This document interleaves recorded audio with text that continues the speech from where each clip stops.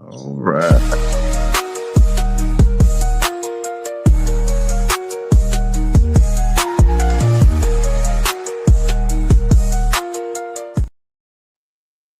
What's up? What's up? Hey, everybody. This is your host, Cedric, the Cookie Man, and I'm joined here by my amazing, phenomenal co host, Miss Jessica Fields. Everybody, give it up. All right. Good All evening, right. everyone. Tonight we're gonna have a nice little interesting conversation about some goings on and some happenstances in the country, and also some paradigm shifts, some things that we see shifting and whatnot. We're gonna be talking about a good bit of things tonight, and whatnot, and how you think we can prepare for it? What can we do? What should we be looking out for? Like those type of things, but we're going to be talking about a lot. So let's go ahead and jump right in and whatnot. Jessica pointed out that there was some, because I wasn't really up on some of the news when it comes to what's going on in Cincinnati. Again, I think some of the information is still incomplete about what's going on in Cincinnati. Some things going on with the multiple shooting. What was it in Atlanta? What We was it, had one Atlanta? in Atlanta. We had one in Atlanta, and then we had one in New York City Hmm. um, with a guy with an AR that Yeah. went to like a federal. Well, I don't want to say federal building. I'm not quite sure, but it was definitely a building where there was prominent people. And in hindsight, I did read an article earlier that says that the person was hoping Trump would be there. Oh wow. Okay. Yeah, yeah. I don't Wow. know how much truth there is to that, so don't quote me, but that's kind of what they're digging out because he actually killed himself after killing I think two people, and then Hmm. like three other people were shot, Hmm. and then he went to the 33rd floor and he killed supposedly he killed himself. So of course he's not available for questioning, so they're digging through backgrounds and social media to kind of see what his motive would have been. Wow. Wow. Yeah. That's crazy. Yeah. So Yeah. it was That's Atlanta, Cincinnati, New York City.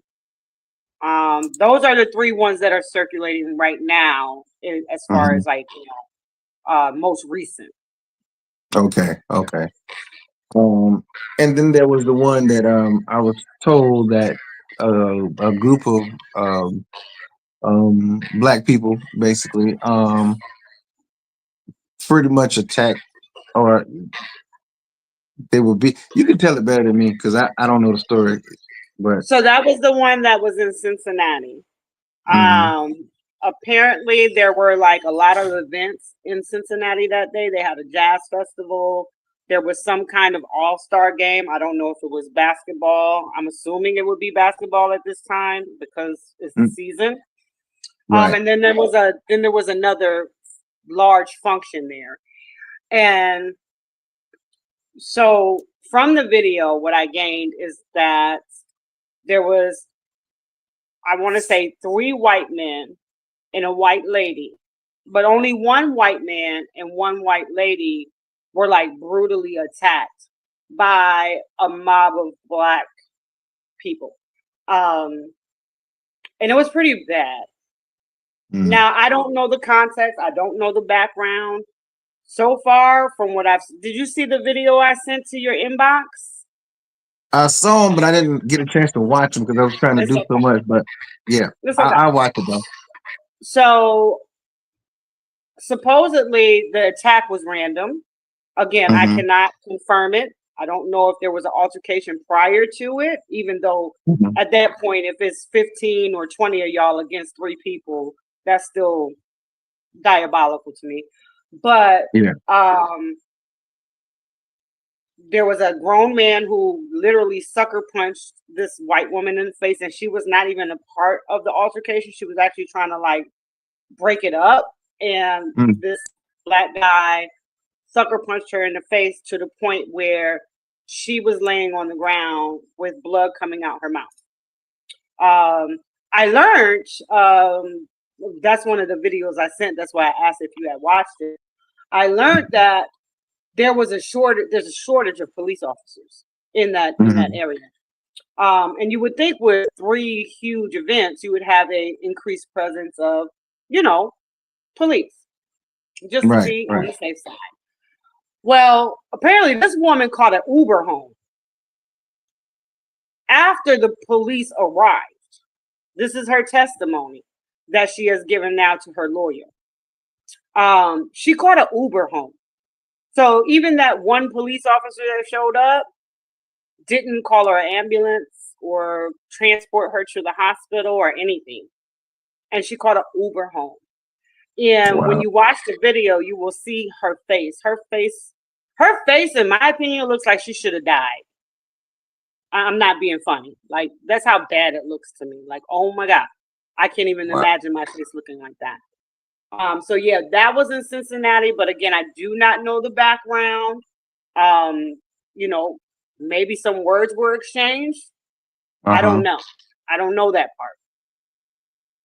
But nevertheless, it was almost like there was some Black people that were jumping into the fight just because of an opportunity. Like he's on the ground. He's covering his head. They're stomping him in his head. They're stomping this man. And I'm talking to at least 10 people. I didn't count, but at least from 8 to 10 people are kicking and stomping this man in the head and on his body. I don't know, but that's a problem for me. Yeah, that makes no sense. Yeah. So that was the situation that I was talking about in Cincinnati. And then the police chief is kind of like, well, it was a fight. No, that wasn't a fight. I know what a fight looks like. I've been in plenty of them.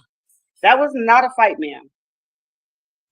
And so at this point, they're actually calling for her resignation. Because of how she's handling the situation. And let's keep it real. If this was 15 white men or, white men and women that jumped on 2 Black people, oh my God, Ben Crump, Al Sharpton, y'all, they would dig Malcolm X and Martin Luther King up and Will Jesse Jackson bled out in his wheelchair. And my problem with that was too, is that I didn't even know about it until I watched social media. I didn't see it on the news. The only reason why you see it on the news is because it was released to social media. But the news wasn't going to cover it. Had somebody not posted it to social media, they would have swept it under the rug. That's a problem. In my opinion. Yeah, I think a lot of this, because I'm very anxious to find out what the backstory of this situation is, and whatnot, because I can't adequately wrap my head around it. But I don't think that there is an excuse for a mob of people, regardless of the race, to be stomping out an elderly couple based off of something, I presume, that was something that they said, because you're not going to tell me that they literally hit these Black men, because I don't see them doing that. Now, I've seen situations where, the person felt empowered to spit on somebody.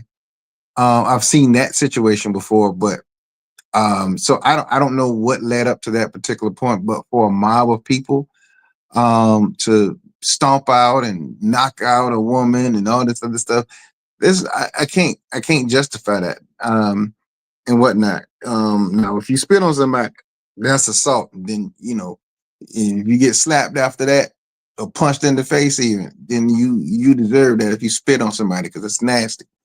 And that's disrespectful. You know what I'm saying? But just to be doing that mob style like that, I can't get behind that. You know what I'm saying? And then if you're a monkey see, monkey do dude, and you just gonna jump in there and be stomping on people just because for no freaking reason, you're wrong.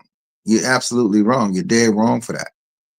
Because if it was between 2 people or whatever the case is, it should have stayed between 2 people. You're a punk if you're gonna sit there and mob stomp out or attack a elderly couple. Now, again, elderly doesn't mean that they're innocent.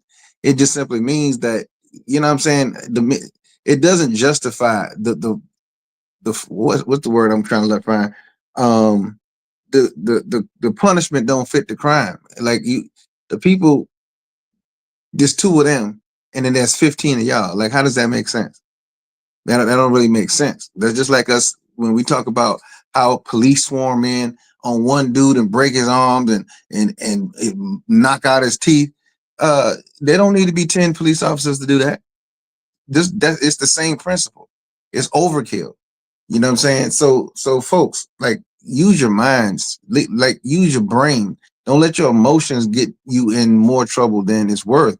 Because that's just not right. Right is right, wrong is wrong. You know what I mean? So when you're talking about those type of things and stuff like that, like those type of behavior patterns doesn't make any sense. Like we were talking about the mass shooting. Like we literally have to teach our children. We literally have to train ourselves to be as observant as humanly possible to look at odd looking behaviors or people walking in with a trench coat and then it's 93 degrees outside.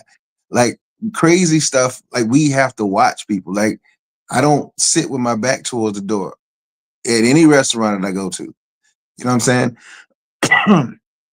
Some people prefer to carry a small pistol with them, or 45, 22. I don't care what it is, but they're licensed to do it. I'm not talking about illegally, but my thing is people are trying to protect themselves and their families just in case an idiot decides to pop off. So a lot of the times we got to protect ourselves. Like seriously, we got to really protect ourselves. That's just like when we tell people don't uh, showcase your vacation while you're on your vacation. When you are on vacation, take your vacation, have a great time, take your pictures and videos, do all that good stuff. But when you get back home, then you post. Because nobody's gonna know the difference in one way or the other. Just because you right there in the moment doesn't mean everybody got to see it right there in the moment. And there's a reason for that. Because a lot of the times when when you have thieves and people who mean to do you harm or rob you or whatever the case is, they generally do it when you're not home, so they don't get caught and they don't have any altercation. If you let people know that you are gone for any extended period of time, guess what? Now they know you're not home. And now they can go in there and do whatever they got to do. And keep in mind that regardless of your alarm system, technology and sophistication with hackers and stuff like that, they have ways to override some systems. So don't think that just because you got an alarm that it's fail proof. No, there's ways around a whole lot of stuff. You know what I'm saying? So if somebody's been watching you enough, they know where your cameras are. You know what I'm saying? And then they know what kind of ring camera you got. They know what kind of alarm system you got. Some of them, they're the people who actually installed it. Right. You know what I'm saying? So you have to be very, very careful when it comes to certain things like that. And Jessica was talking about earlier, like when she gets in the car, she locks her door immediately. When she gets in the car, she don't be fumbling around. She locks that door right then and there. As soon as her butt hit that seat, from what I gather from her, the door is locked. It's And locked. y'all got to get into the practice of doing that. We have a automobile right now that once you put it in park, the door is automatically unlocked. Guys, relock your door until you're ready to get out the car. When you come out of the store, especially when you go to the bank or the ATM, make sure if you're coming out of that building, you don't have any cash in your pocket, in your hands. I hate seeing people walk out of stores, grocery stores, retail stores, banks with money in their pocket, in their hand. Tuck it away, put it away. You know you got it. Tuck it away until you get in the safety of your car or away from the building or whatever the case is, and then count your money someplace else or tuck it away or whatever. But do not walk out of the building with money in your hands because that's unsafe. People are watching you when you don't think you're watched. And another thing is if you come out of the store, women, if you come out of the store and there is a van parked next to your car, have someone accompany you to your car. Have someone accompany you to your car. Because when you have a van pulled up there, and usually a cargo looking van, when you have a van pulled up, all they got to do is open that sliding door and snatch you. That's all they got to do. So I need everyone to stay aware of your surroundings at all times. Now, And for those of you, I'll add, as a mm-hmm, woman, mm-hmm, you know, don't park like where it's dark.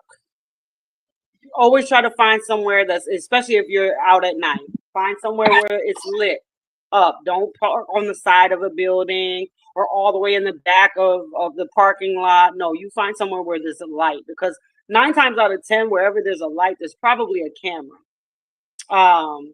Hell, I back into my parking spots. mm-hmm, mm-hmm. That's me, because I'm always prepared for a quick exit. For sure. For sure. And then another thing that I'd like to say, as far as the women, and especially when you have your children, I'm only speaking for myself. I don't leave my children in the car. I have a 13-year-old, a 12-year-old, and a 4-year-old. And I don't even leave my 13 and 12-year-old in the car. I don't care if I'm just going in the gas station to pay for gas. Come on. Matter of fact, grab a bag of chips or something. Because it takes less than 10 seconds for something to go wrong. Mm-hmm. You know, make sure you take your keys with you. Don't leave your keys in the ignition. And definitely don't leave young children in the car. You know, and I see that a lot of times where I'm like, okay, I understand that this is a gas station and you were just going to pay for gas, but what if I was a criminal and I wanted to steal your car and your child is in the car? Now I have your car and your child. So things like that. And then the last thing, and this is something that I teach my children and I also do myself, keep your head out of your phone. Don't wear headphones and all the earbuds and stuff, because once you have that going on, you can't hear what's going on. You can't really watch your surroundings. So those are just little tidbits that I do. Like, my phone goes in my back pocket. I take it with me, obviously, in case I need it, but I'm not scrolling and doing things. I don't have on headphones. I'm paying attention. When I cross paths with somebody, I'm watching them. And like you said, kind of like, okay, this person look a little crazy. Let me hurry up and get out this aisle, because I don't know about this one, But we would just really have to be wary. And that leads me to the Walmart incident I was telling you about, where the guy stabbed 11 people. He stabbed 11 people just shopping at Walmart. And I'm like, well, I go shopping. My children go shopping with me. My husband goes shopping. We all go shopping. We all have to shop, right? And these people were literally in Walmart just minding their business shopping, and he would just go around and he was stabbing random people. He did not have a motive. I don't know what his problem was, but he didn't have a motive like he was after somebody. So even in the grocery stores, you have to be careful. So again, just keep your eyes and your ears open and pay attention to your surroundings, because you just don't know. I will say, based off you said, don't keep your phone in your back pocket, because it's the easiest thing to snatch. Well, they can have the phone, they just can't have my life. No, they shouldn't be able to have your phone. You can't make it easy for them to snatch. I understand that, but usually the only pants I got, like, I don't know, like, y'all men's is easier, right? I don't carry a purse, for one, right? Okay. And most of the pants that women get, we don't have front pockets. They sew them shut. Why? I don't know. I need to make a complaint about that. So we usually only have the back pocket. So that's my option.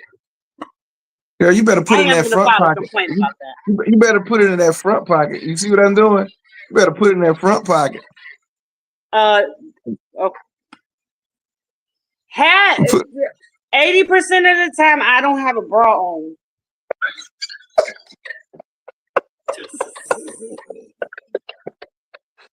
I'm a part. You just don't. I'm a part You of. just don't be Hold on. helping yourself, do you? You don't be helping yourself. I'm a part of the itty bitty titty committee, and Uh, so I don't really need one. So when I don't have to wear one, I don't wear them. So oh sometimes I man. just don't be having a bra. I'm sorry that I just told the whole world that, but Oh, okay. oh, okay then. Okay, here's the next alternative. Just put Okay. it in your waistband on the side because your pants Okay. gonna be tight. It's gonna fit you, but slide it in your waistband. Put your shirt over your waistband. Um, Okay. Now and that I can do. yeah, I just don't want nobody to just be walking behind you to snatch it and roll. And all you gonna be doing be like, really, really, Really? You okay, know that'll be wow. me, really? Oh Really? yeah, yeah. Because you ain't running after nobody. I don't see you running that. Even though I know you can run, but you ain't running after nobody. It ain't even Mm, worth all that. mm. But you're right. The So waist. I like that one. I'll keep that one yeah, in mind. I'm looking at the video footage of what happened, and that is brutal. That's brutal. Um, What, the one in and Cincinnati?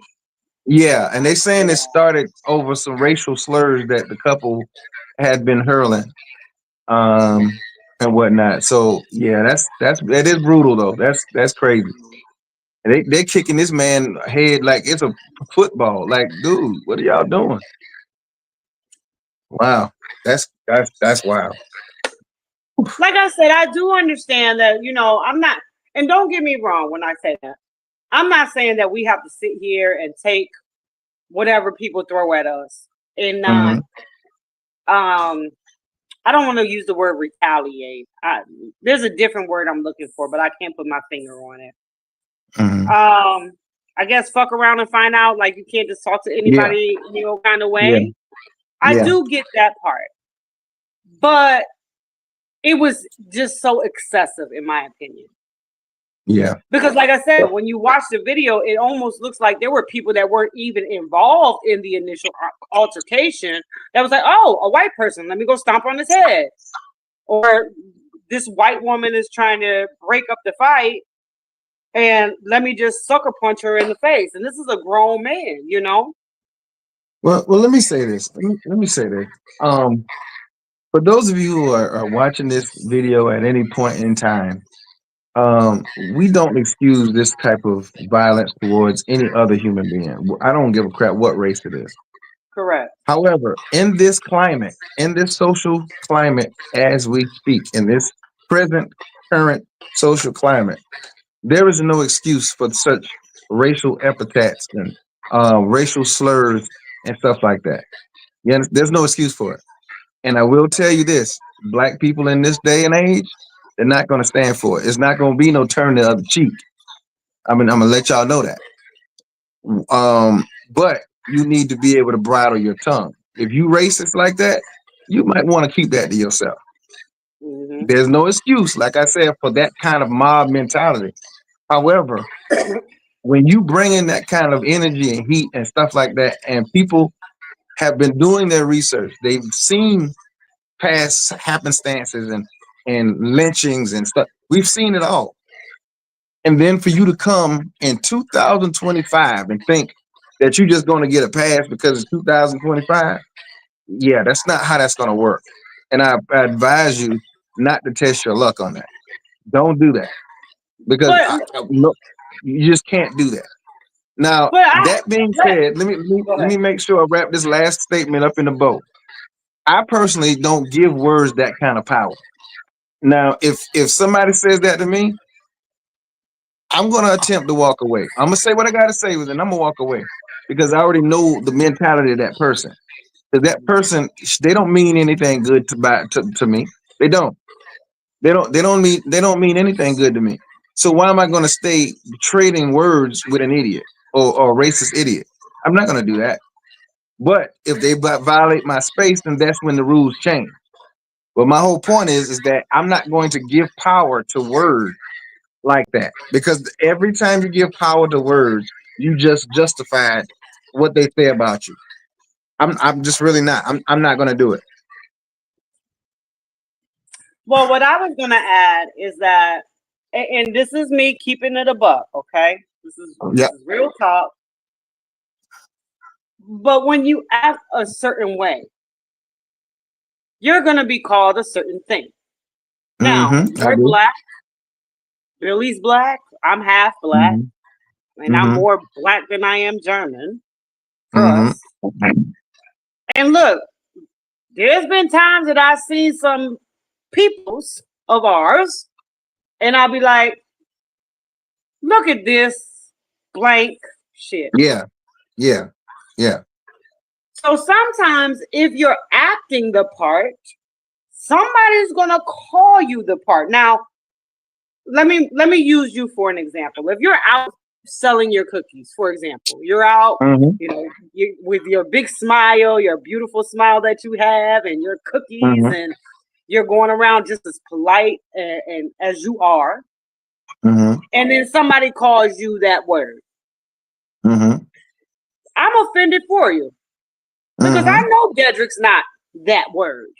Right. I know Right. Dedrick's a hardworking black man who loves his fiance, his girlfriend, and does the damn thing, and better marry her soon. I threw that in there real quick, and and he achieves his goals and he does the best that he can in life. So yes, I'm offended for you if somebody calls you that. Mm-hmm. But if you're outside and you're acting like that word, and somebody calls you that word, I really don't feel sorry for you because you're acting like that word. Because again, let's keep it a buck. We say it, right? Mm-hmm. I know I do. Mm-hmm. Now, of course, they're not supposed to say it, but if the shoe fits, and looking at the video, they was probably acting like that word. Now, that's not to Mm-hmm. say that they should have called him that. No, not a good idea. Abort mission, white folks. Don't do that. Public service announcement. Don't do it. Even if you think it, don't do it. But at the end of the day, if they're acting like it, that's what it is. That And might be what it is. we got this thing, now where a lot of people are talking about black fatigue and all that. See, I don't have black fatigue. Uh-huh. I do have ratchet fatigue. I'll admit to that. I have ratchet and ghetto fatigue. I don't Mm-hmm. want to be associated with you. If you are ratchet and ghetto and everywhere you go, you're causing problems and scenes and fighting and killing and murdering each other. Yeah, no, I don't want no parts of that. Now, Right. but black people, no, because we're amazing beings. Period. Mm-hmm. But unfortunately, and I've been saying this for forever. Unfortunately, the wrongest are the loudest, and that's what's Yeah. seen. Yeah. So then it makes all of us, and that's where the stereotype comes from. It makes all of us look as if we are in the same category, although we're not. Right. So there are some times where, like, I look at something and I'll be like, I can't. There's been times that, like I told you on the phone earlier, I'm part of a lot of political groups, so I'm in contact with a lot of white folks. I be seeing the comments from white folks, and sometimes the comments that they make in coordinates to the situation, the topic of discussion, I'm like, I can't even be mad at them. I can't even defend my people because whatever the situation is, it's some blank stuff. Yeah. Yeah. And that hurts me as a black woman. Right. I'm like, I can't even defend my own damn people because, yeah, that was stupid. Why would you even do that? Right. So that's That's kind like of where I am with that. see, that's like what we were talking about when it came to I don't know if you recall, you weren't on this conversation yesterday, but we had a conversation about that kind of behavior when it came to why when I say we, I'm talking about black people in general in this country. They embrace the worst attributes of any trend, anything. They embrace it and then they claim it as theirs. Why would you claim sagging your pants? Why would you? And the other side of the thing that I don't like when it comes to women is every chance you get, you want to twerk in every environment. We always say there's a time and a place for everything, but you out here putting yourself out there, but you want to be respected. You don't want nobody to criticize you, but you're doing stuff that brings criticism. Mhm. Like I'm trying to understand that. Like for instance, the incident that I was talking about several years ago, where they had a live DJ in the restaurant, I and the remember woman that. got on the man's furniture and started twerking. And that And was a they and black-owned restaurant, wasn't it? yes, yes. Yep. And my thing is, you mean to tell me that out of all the things that you chose to do with your grown self, you decided to get on this man's furniture in his restaurant and start twerking? Now, the pushback was, well, there are a lot of restaurants that have DJs and they allow dancing. I said, no, no, no, no. I didn't qualify it. This was a restaurant that had a DJ. He never told you to crawl on top of his furniture and twerk. Why is twerking the first thing you freaking do? And you got people at the next table over here trying to eat, and they got to look over here at you clapping your butt cheeks while they eat. Shaking your booty crumbs all over my food. You know what I'm saying? No, nobody need no crop dusting going on. Nobody need that. Sit your No. butt down and act like you got some freaking sense. Yes, there are restaurants that have a dance floor with the express purpose of dancing. Yes.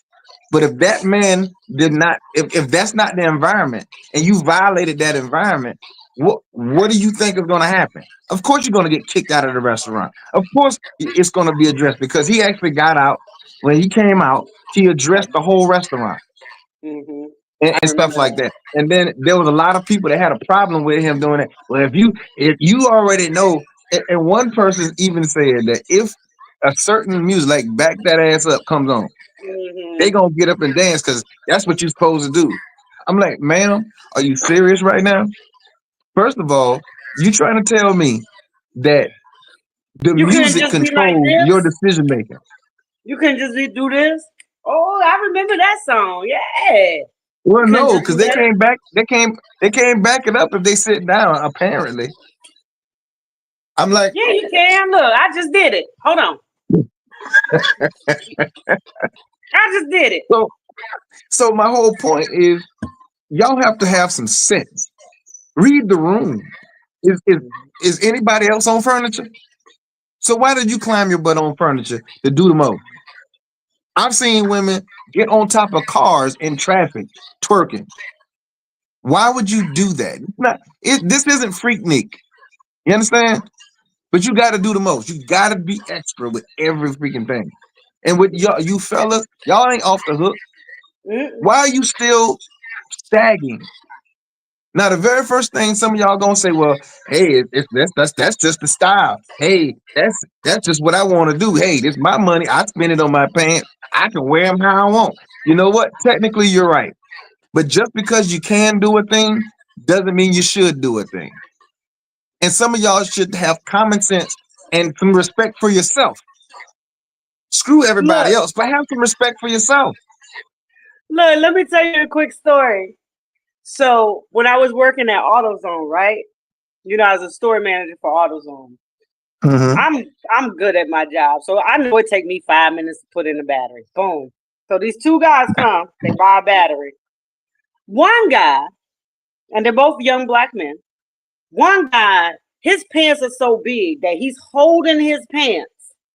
He don't have no belt, right? He's holding his pants, sitting there watching me change his battery. His friend had on skinny jeans Mm-hmm. and had on a belt and was Mm-hmm. still sagging his pants. Like I could see his Okay. drawers. Okay. The one with the skinny jeans on said, I need a jank like you. I was like, jank? Okay. I said, I'll tell you what. I said, I'll give you my phone number under two conditions. He said, what's up, Ma? I said, first, you got to put in your own battery. Second, you need to take your belt off and give it to your damn friend So he ain't got to hold his pants up no more. Your Oh pants my fit and God. you're sagging them, and his don't fit and you got a belt. You not a good friend. Why would I give you my phone number? You can't put it in a battery or give your friend a belt. That's crazy. That's crazy. They looked at me like, for real? I'm like, yeah, no. But again, like you said, I remember one day we got a call from the school. Ethan, this was the last time Ethan got an ass whooping. This was like when he was like 6 or 7. So it's been a minute. Lucky him. Mhm. He sagged his pants at school. That Billy found out. Shit, Billy Mhm. wore that ass out. He said, go show your ass now. Sag your pants now. Sag them now. He said, we Mhm. don't do that here. Your father wears a suit and tie to work every day.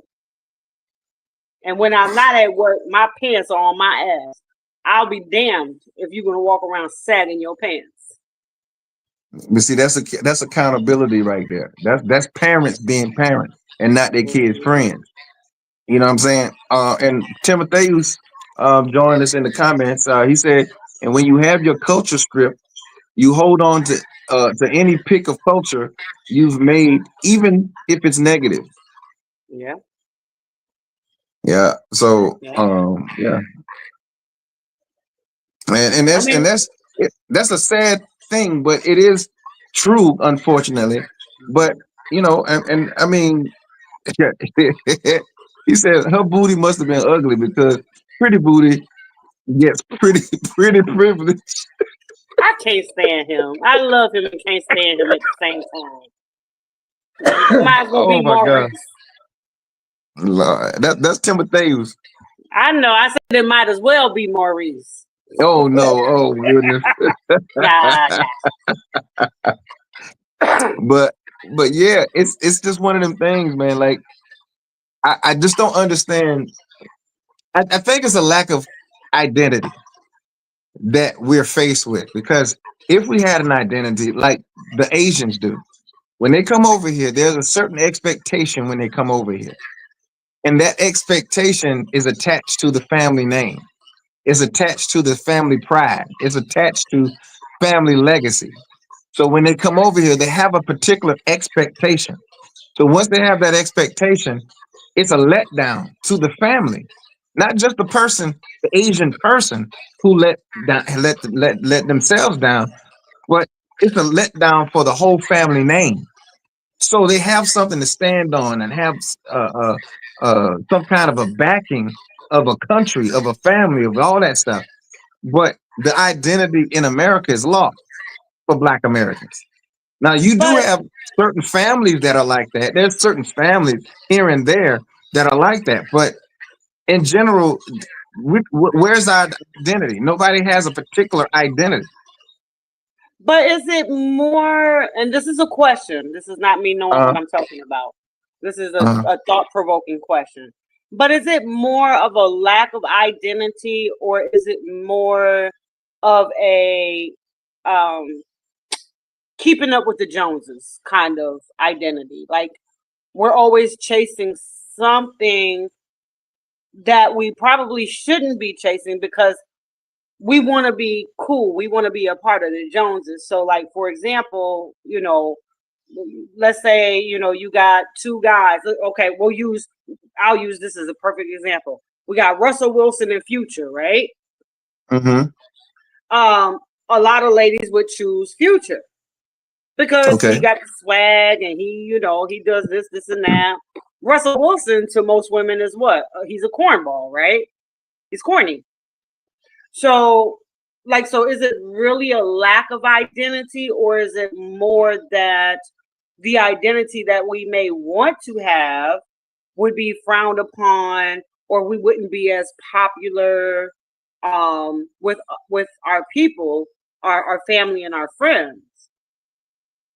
Well, here's the thing, and I'll take it back to what you asked in context. Now, you say, well, we want what other people have. Okay, well, that means that you don't have your own identity. You would want what you want and not what other people have if you had your own identity. taking it a little further, let's go backwards for a second before we go further. Remember when we on a different episode, we were talking about the segregation and what segregation did to the Black community. Not segregation, but integration. That's what I meant. So integration meant that Black folks now, so if I saw that white man with this fancy hat on, and he looked sharp with that fancy hat on, we couldn't get that. At one point, once upon a time, we couldn't get that hat because we weren't white, number one. Number two, we didn't have, even if we had the money to get it, we couldn't go over into the white person neighborhood to get it. So what integration did, it allowed us to go into that white store, even though they didn't even want to take the green money out of our Black hands. They told us to set it on the counter, but we was okay with that. Why? Because we can go ahead and get that hat that Mr. Charlie had. Now we got that hat too. Now we feel special. It's almost the same thing. Now, fast forwarding, now we can get everything everybody else can get to an extent, right? But now we've lost ourselves in the process because we have Black people who are great with fashion. We got Black people who are great with every aspect in every industry. We got absolutely amazing Black folks who have excelled in those particular fields. So there's no excuse to why we can't feed other Black businesses and stuff like that. But the problem is that we all, and I said, when I say we, I'm talking about Black folks because I'm Black. That doesn't mean I do it. It just means y'all know what I'm talking about. So what I'm saying is that means that when you go and you can get what somebody else has gotten, even though it's probably the same quality as the Black man, you prefer to do that because our lack of identity says that what someone else has is better than what your people have. Your skin folk, their stuff is not good enough for you. So they're not going to go it. Like people are wearing other people's families' names on their freaking clothes. They're wearing Gucci. They're wearing Versace. They're wearing all these other people's names on their clothes, but they don't have a name for themselves. They're not wearing their own family name, but they want to wear somebody else's name on their clothes because it makes them feel more expensive. It makes them feel more valuable to culture, to society. You're the same Black man that you was yesterday. After you bought that daggone shirt, you're the same dude. You're not more valuable because you just bought a $300 t-shirt. You're not more valuable. You're just more stupid. I was going to say, so, I mean, but is that really a lack of identity though? I don't think because it's a lack of identity. I think it's more of a, I'm trying to find the right words here. It's in my brain. It's more of a, I want to fit in, which isn't necessarily, that doesn't mean that you lack identity. You just don't like your identity. You don't like who you are. You don't like how you are just plain. Like you said, I got to have a Gucci shirt. I got to have these pants or these shorts or these shoes. So it's not necessarily a lack of identity. I think it's more of a lack of just wanting to be a part of something that you don't really necessarily need to be a part of. That you don't have that security within yourself. Like we don't have, I do not buy name brand clothes for my children. I do not. We go to Walmart or whatever. Every once in a blue, I'll get you something. The one thing I don't play with is sneakers, but I'm still not spending $100. I got 2 kids. So we go on the shoe carnival. You better get these Nikes, buy one, get one half off and get out my face. Because I'm not going to have you teased in school either. But, you know, I just think that there's a different term that I'm looking for as far as lack of identity, because we have our identity. Everybody has their identity. You just don't like your identity. Well, not liking your identity is a form of lack of identity, because if you have abandoned who you are to be something else, what's your identity? Now, if you're sitting there identifying as a baller, like that's not really you, because if it were you, you would. I can't say that. What I'll say is this: you want to say you want because black folks, we can front all day long, we can act like we rich all day long, and then you ain't got no gas in your car. You know what I'm saying? At the end of the day, who are you really? At the end of the day, if you weren't sitting there too busy keeping up with the Joneses, because basically, if you don't like yourself, you want to be something that you see someplace else. That's what you're basing your life off of. Is something that you saw somewhere else. You're not basing that off of yourself, your inner self. You're not basing that off of that. You're basing that off of what you see somebody else have. You keeping up with the Joneses. So you don't even have your identity enough to say, hey, I love me. Now, whatever way that plays itself out, that's me. It's just still me. But if you got to change yourself to be something, somebody to identify like somebody else, you don't really have your own identity. All you have is what you're aspiring to be. You want to be somebody else. You want to have what somebody else has. That's not really your identity. You're trying to assume something that somebody else has. That's my opinion. I just don't feel like you're not wrong as far as them not liking themselves. You're not wrong on that side of it. But for me, that's a side of a lack of identity. Because if you can do your own thing, why would you choose to do something someone else is doing if you know yourself? If you know yourself enough to support yourself and be yourself and stuff like that. And a lot of people don't know how to do that. And you're not wrong either. I think too, this is one of those situations where two things can be true at the same time. Where, you know, you may not lack identity. You may have an identity, but you don't like your identity. Therefore, you conform to a different identity to be accepted in society by your peers, your friends and family, things of that nature.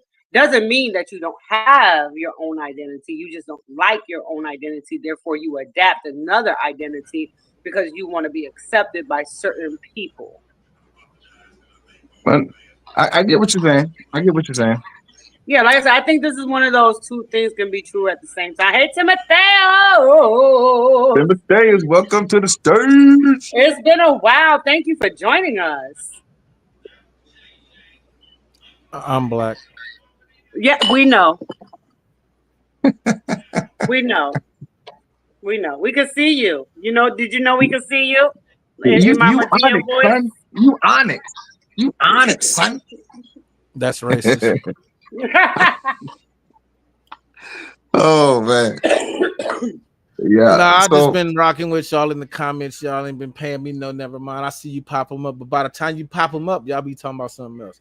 So, but no, I just want to get in here and talk about what you're saying. Is that unfortunately, we are a people, us here and these people, you know, that have been so stripped of our identity and our culture that we latch on to anything that we've cultivated, because even if it's negative, because at least we get to hold on to that. Because even in recent time, like, it ain't stopped from the beginning. Whenever we create something, they take it from it and say it's theirs, from music to fashion, the way of speech. You know, I was just having a conversation the other day with today about how like, you know, back in the days, they just outright took jazz and said jazz is ours. They outright took rock and roll and said rock and roll is ours. With hip hop, it came at a time that was so prevalent that we were attached to it that they couldn't just snatch it from us without it being blatantly obvious. So they did it in a way to where they made it a genre. So by making it a genre, they were able to do it and say that they the best at it, get themselves the awards and all of that, without necessarily saying they took it from us. But like when you talk about like the women twerking and all of that in the restaurants and all of that type of stuff, it's we have been stripped of in our culture and identity so tough that we covet even the negative because it's all that we have. The same people that'll say, I don't know why they looking at them people and think that's how all black people act. That's not how all black people act. We don't like that. But as soon as they see a non-black person doing it, they're like, look at that white person trying to look at that white girl trying to be black. Look at that white boy doing the same negative stuff that you just got done saying. Oh, that ain't. Oh, I don't know why they think that's black people stuff. Black people don't. That ain't us. That ain't us. But as soon as a non-black person doing it, look at them trying to be black. That's a very good point. Mm-hmm. I you know the boots on the ground and the wobble, and I not too long ago seen the white people version, The mayonnaise. and wobble. I went straight to the comments. You know what I'm saying? Because of course everybody, oh, we can't have nothing, bruh, sis. Let them have it. They having Hold fun. up. Was that Let the them have one it. where they was that the one where they was actually throwing down at the wedding? The white folks? I'm gonna need you to specify what you mean throwing down, because Like they was doing it like they didn't miss a beat. Like I saw one video where they was doing the wobble. I think it was the wobble one, and it was at a wedding, and they ain't miss a beat. And I was like, they must have put some extra seasoning in the food, because I never seen white folks do like that. Now that one may not be the one I saw, because they weren't doing the actual steps. They made up their own steps. That they were all over the place, and I mean they was backwards and all. I was like, wow, okay, okay, y'all having a good time. That's all that matters. I'm bless your heart. Like for me, I didn't feel no kind of way, because I'm just like, look, these people, they got the music playing at their event. They're having a good time. Hey, it's not what we do, but hey, do your thing. It's not taking nothing away from me. It ain't taking nothing away from the culture. They just having fun. I don't really care. Like, you do your thing. It's funny to see, because you're used to doing it the right way, but when you see other people doing it another way, it's funny. It's funny looking, and that's just a fact. Now, as far as am I offended? Nope. We don't have a claim on what people do to music. Like, you do what you do. Like, some people, they just out having a great time. They feeling good. They living life, and they're taking the bull by the horns and just rolling with it. It don't even got to go with the music. They might be all the way off beat. I don't really care. They having a good time. They ain't bothering nobody. They're not messing up nobody's life. You know what I'm saying? They're just having a really, really good time. And that's all that matters to me. It's funny to see them do their thing. However, that doesn't belong to me. We can't sit there and like Timotheus just said, you can't sit there and be two-faced about it or be hypocritical about it, because you just said that's not all of us. But yet when somebody else is doing it their way, all of a sudden you offended. Black folks got to stop being offended by every daggone thing. Everything, the wind can blow wrong. Somebody can fall out of tune, and you already in your feelings about something. Like y'all, like, why are we so super sensitive? Why? That doesn't make any sense to me. Okay, so I sent you the other one. I know you didn't get a chance to watch all of them, but another one that was a big thing is I forget her name, sweet something. The American Eagle commercial, where the white woman is in an American Eagle commercial, and it says Sweeney has good jeans. Now she's promoting actually jeans, like she's wearing jeans. Okay. And then, of course, everybody is saying, oh my God, that is so racist, because it's white supremacy, because they're trying to say that white people, because she has blonde hair and blue eyes, that they did that purposely to say that, like, white people have better genetics than black people. Now, I did take the time to look into all of, like, other promotions from American Eagle, and they've had different people: black people, brown people, Asian people, fat people, short people. They've had all types of people in their commercials. But this particular person, they're all upset about, because they said, she has great genes, and they're trying to say because she has blonde hair and blue eyes, that's why they said it. So what do we think about that? Oh, it's raining. You can speak on it, Timotheus, if you like, if you have something to say about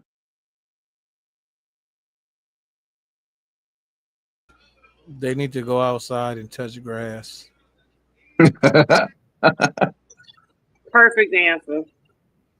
Because in the same video, just so you know, the same video that I sent you, it also has where Beyonce now had blonde hair, right? And we all know she done bleached her skin. And she's in all jeans, and she did a production for Levi. And Mhm. nobody said a peep about her. Mhm. Now, maybe they did do it on purpose. Maybe they didn't. I don't know. I'm not here to go one way or the other. But like Timothea said, like, go touch some grass. Surely there are other things that we can be upset about versus a white woman in some jeans. And let's not also forget that American Eagle has been around as long as I've been around. And it's always catered more to white people than black people. That's just fact.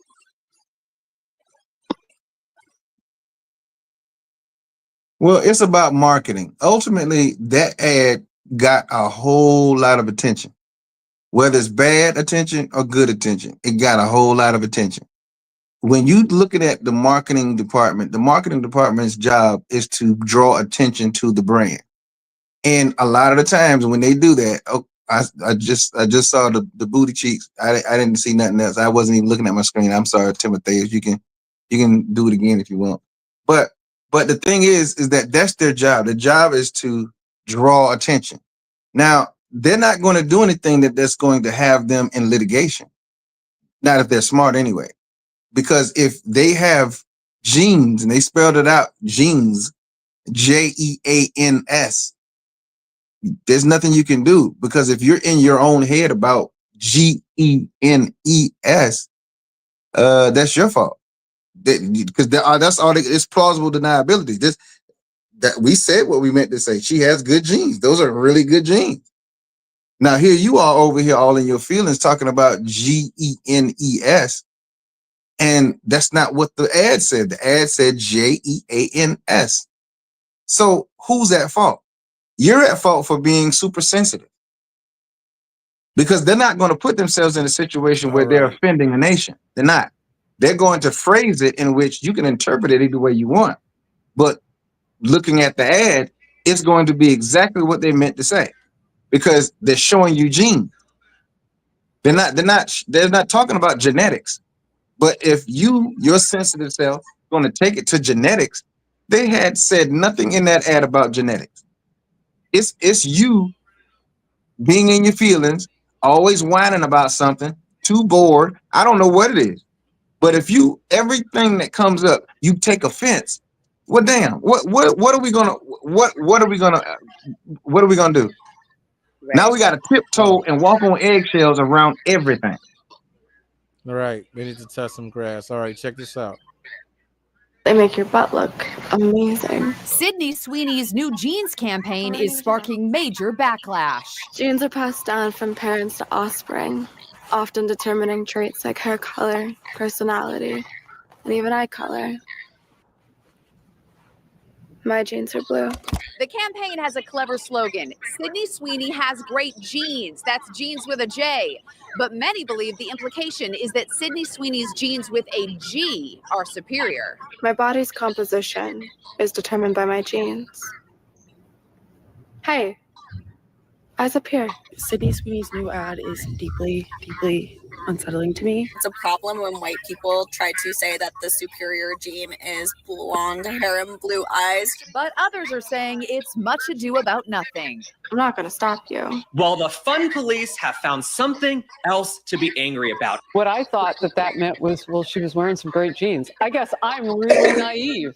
So, will the controversy help or hurt American Eagle? Listen, you hear that all press is good press. Certainly it created more awareness. If there was anyone out there who didn't know what American Eagle was, that they sell jeans, that it is a brand that's still in existence, now they certainly know. I bet you want to try these jeans. All right. And see, that goes to what I was just saying. He didn't say she was superior in any way. She didn't say that. They assume that. That's not what she said at all. I thought the ad was actually clever. I thought it was clever. Well, and then like I said, like we have to remember, I'm 48. American Eagle's been around for a long time. I very rarely have shopped at American Eagle because it's just not my style. It's not made for someone like me. Be honest with you, I don't dig their style. Right. It's catered mostly to white people. So this is like, it's not a shock for me. Like maybe if, I don't know, if Michael Jordan would have done it, maybe I would have been like, oh, wait a minute. Like, what is this? Like, it's pretty much catered. Well, not Michael Jordan's not a good example, but you see what I'm trying to get at. But like, they're a store that caters to white people. I mean, it's kind of like, what's the other one? There's another store, H&M. It's more catered to white people. Like somebody, okay, I'm gonna say it. So I used to be a little thicker than I am now. After 3 babies and breastfeeding, I ain't as thick as I used to be. But there'd be times that I would go and try on a pair of jeans in American Eagle, and it would not fit my waistline correctly. It would not fit my hips correctly because they did not cater towards the Black community. They just didn't. That's facts, unless you're just a slim person. So I don't know. I was like, it's crazy to me that we live in a world where blonde hair, blue eyed people are protesting a blonde hair, blue eyed person wearing jeans. Right. Now, Timothy, can you do me a favor? Can you find the picture of Beyonce in her Levi commercial? Because I know you. Yeah, I know you're good at that. Because she was in jeans from head to toe with a blonde wig on, and nobody uttered a peep. Now, what if she would have said, "Oh, I look good in my jeans," or whatever, however they put it? Would it have been received the same way? It wouldn't have. They would just say, "Oh, it's just jeans." She said, "Jeans," because I got on all jeans.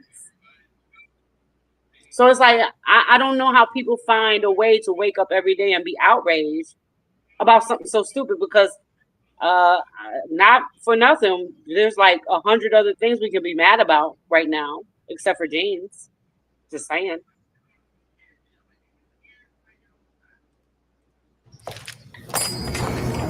Call me pretty little thing, and I love to turn them on. Boy, I let you be my Levi jeans, so you can hug that thing all day long. Come be a sexy little thing. Know you wish you were my Levi jeans, love you down to the bone. All right. What I want to say that I noticed about this is how sexualized the Black woman was. Right. She just bent over and took her pants off at the laundromat. Right. Like, basically stripped down to her underwear, basically. Right. And that was nobody, there's no backlash. Oh, you're objectifying women. This is the male gaze and all of that, all that progressive stuff. Well, it's the Beehive. Come on now, she's protected by the Beehive. Man, yeah, the progressives can't got nothing with the Beehive. Sting them up. Yeah, that's what me and Dedrick said earlier. Said we ain't messing with Beyonce. Yeah, that's the Beehive. We're not messing with her. I mean, you have to understand what people give power to, man. Like I came at Lizzo, and all the people, all the women they just excused everything Lizzo had been doing. And I'm just like, why are you excusing her? Because she's sitting there talking about, she's what was the word she used? She wanted to empower large women. I'm like, I've seen a plethitude, if you will, of large, beautiful women who knew how to dress that accentuated their bigness, because there are men who love them some fluffy women, and there ain't nothing wrong with that. But they knew how to carry themselves. Meanwhile, you're at an NBA game with your butt cheeks out. You got a dress on with your butt cheeks out, literally purposely cut out. How does that empower large women? So when I did a stand-up set, I did a open mic set, and they weren't you know, what I said about Lizzo, they didn't like that. They liked everything else, but they didn't like me talking about Lizzo. I liked her music, sure. Her music, I actually like her music, but her antics around that, and then going to justify it with all the crap that she does, I'm just like, yo, it doesn't go together. And then when she got all the backlash, she want to shed all these crocodile tears. I don't really care. I'm gonna call it as I see it. Now, you don't have to agree with me, but this is what I see. You can't have it both ways. And look, who lost all that weight? Lizzo. And then she finally said, you know what, this is some and she lost that weight. And she ended and then proceeded to fat shame one of her staffers. Make it make sense. Make that make sense. That don't make sense. So some of the stuff that we do is contradictory to what we say. That don't make sense. And then we get mad when we have people of other races criticize us for the very thing you just did. Right. But let us do it. You about to tear down the heavens and the earth. Let us say something about our own sisters and brothers to try to correct them and get them on the right path. We wrong. You always tearing down your sisters. You always tearing down it. How? When I'm just telling the truth about what I see. That's all we're doing, is telling the truth about what we observe. And then when you ask them for proof, show me proof of anybody that says anything positive about sagging, men who sag. I don't give a damn where you from. Show me an example, anything positive outside of you being able to pee faster. There's nothing positive about that fashion trend or whatever you want to call it. I'm sick and tired of seeing guys butt crack. But there's nobody in their circle that's saying anything. There's nobody holding them accountable. And then the women are still dating these fools. Listen, that goes back to what, remember I told you the story about AutoZone. When I was at AutoZone in Hopewell, Virginia, I'm going to say Hopewell, Virginia on purpose, because anybody that knows Hopewell, Virginia, know it's a black neighborhood. It's a black area. And I had gotten to the point where when they would see my truck parked outside, those young men, they'd be like, oh. And before I would watch them, before they open the door, they pull their pants up. Because I used to tell them, I said, I'm not helping you until you pull your pants up. Pull your pants up. You want your car fixed, right? You need your car parked? Pull your pants up, son. Stop playing with me. And I would literally watch them at the door like, oh, damn, Jessica here. Let me pull my damn pants up. But like you said, a lot of us, we don't correct our people. That's some bananas. Like, I correct people, and you don't have to like me. You can stop talking to me. You can cuss me out, but I'm still gonna correct you. No different than, like you said, with the twerking everywhere. You twerking. Listen, if you're at the club, you having a good time and you twerking, that's one thing. If you at a restaurant and people is eating next to you, I don't want your booty dust on my damn steak. There's a time and a place for everything. Now, the way my knees are set up, I ain't twerking anyways. But even if I was, it's not going to be at a restaurant on top of somebody's table, because that's embarrassing and it's stupid. And these women do it all the time. Well, having said that, in these days and age with such sensitive-minded youngsters, you can't say but so much to them, because they'll pull out a gun on you. because they think you trying to embarrass them in public. So you have like within your control space, you could do that. But when you're out in public, you can't really say nothing to these people because these people are too ultra sensitive. They're too ultra sensitive because once you say something, it's going to escalate extremely fast. And now all of a sudden you either in a fight or you fighting for your life. Well, now You know I what I'm will say this. Hold on. Let me clarify that. Right. It's not like I just went off on them. These were people that would come to my store all the time. Oh And no, I'd be that's like, not what "Young I'm man." saying. No, I'm not saying Yeah, that. I'm No. just saying. I'd be like, young man, pull your pants up. That's not a good look. Come on, stop playing. Get a belt. Why are your pants that big? This doesn't make any sense. And I never got any backlash from any of them. They really were respectful. Now, I will say this one. And sorry, ladies, but I gotta say it. I rarely receive backlash from the young men, but you know who I receive backlash from? The women. Young lady, you why do you have a thong on? Like why do you got lingerie on in my store? This don't make no sense. And you don't pay my bills and da. The men on the other hand be like, I'm sorry, Miss Jessica. And then like I said, they'd be like, okay, I see Jessica's truck parked outside because everybody knew my truck and where I parked. And they pull their pants up before they even walk through the door. But women, completely different story. Even when I was mentoring the youth, the young boys are more receptive than the young women. And I got out of mentoring because let me tell you why. Not because I didn't care about the kids or anything like that, but because I had to deal with mothers, not fathers, mothers that didn't like what I was saying to their children, even though I was just telling their children, hey, we can do better than this. Don't you want to do better than this? Let's sit down and write out a plan on what you want to do and how you can achieve it. And the mothers, every single time, it was the mothers that would come to me and say, oh, you think you better than us, and you telling my daughter this, and you telling my son this, and we fine just the way we are. And I'm like, you know what? You right. You the parent. Have a nice day.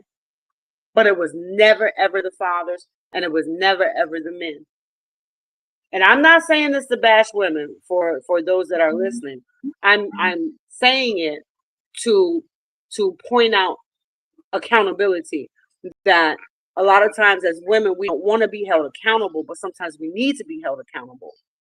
And it doesn't mean that somebody thinks that they're better than you or anything like that. They're literally trying to help you. But as soon as something goes against your ideology or your grain of thought, you want to cuss the person out that's trying to help your child. And then you wonder where the village went. Well, the village gave the fuck up. Yeah. Especially when they see that the parents don't give a crap. Like you're not doing anything that's going to hurt your child, that child. You're not saying anything to that child doesn't need to hear. But the fact that it is somebody else other than them telling them that child that it's a problem. Like, first of all, you're not going to be around 100% of the time. You're not. You just really not. Matter of fact, your kid is someplace else for about 8 hours a day. So you trying to tell me I can't say nothing to your child to course correct them? I'm not saying anything reckless to your child. I'm putting that child in its place when it's supposed to be putting it in their place. Like, they need to know and understand there's boundaries. There are rules. There are, there are things that they have to abide by. So you mean to tell me I can't reiterate those things to your child? Sometimes a child needs to know that there's other authorities outside of the house, and they need to respect those authorities. But if somebody can't ever say anything to your child, then that's a problem in itself. That's a problem by itself.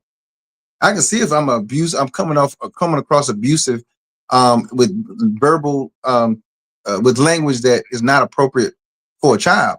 Okay, that's different. You got a lot to say about that. You can say everything you got to say, cuss me out. That's cool. But if I'm not doing that and I'm reprimanding your child the way I'm supposed to professionally, or even if it's not in a school setting or whatever. If I'm just an adult, teach your kids how to freaking respect their elders.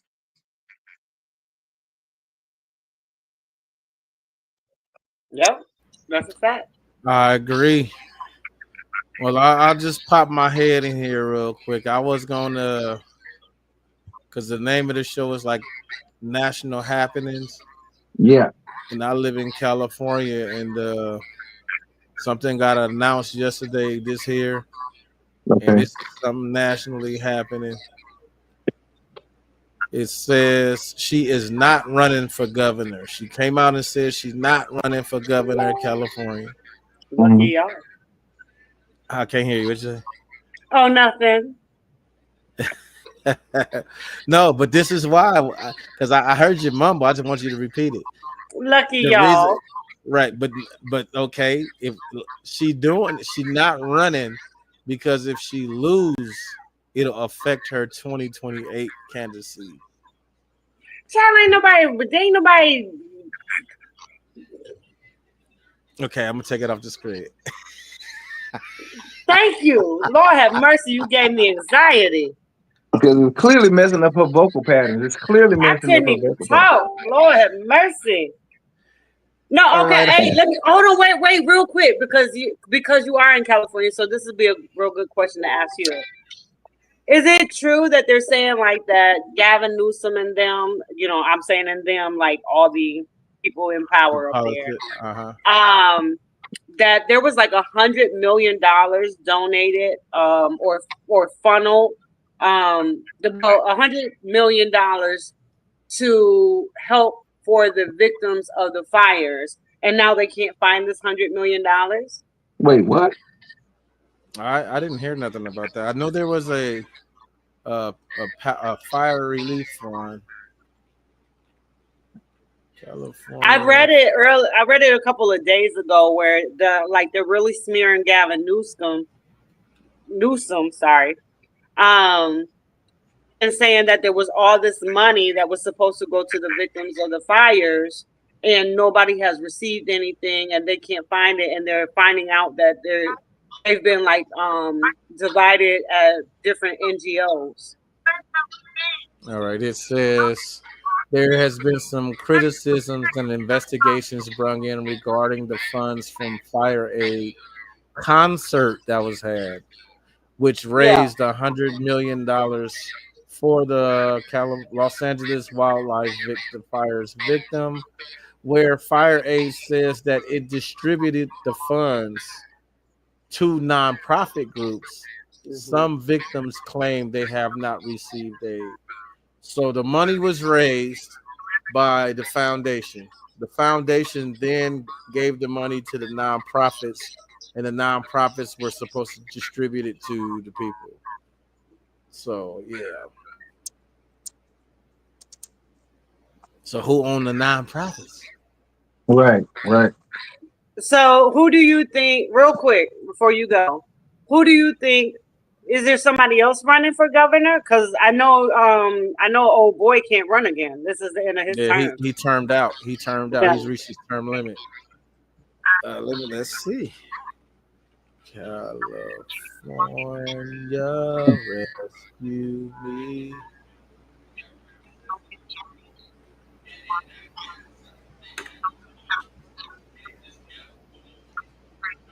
Let's see if there's a list. What would it be, 2026? Yeah, because he's termed out. I know he can't run again. California, rescue me. Katie Porter, Eli, I can't say the last name. I'm not being racist, I just can't pronounce it.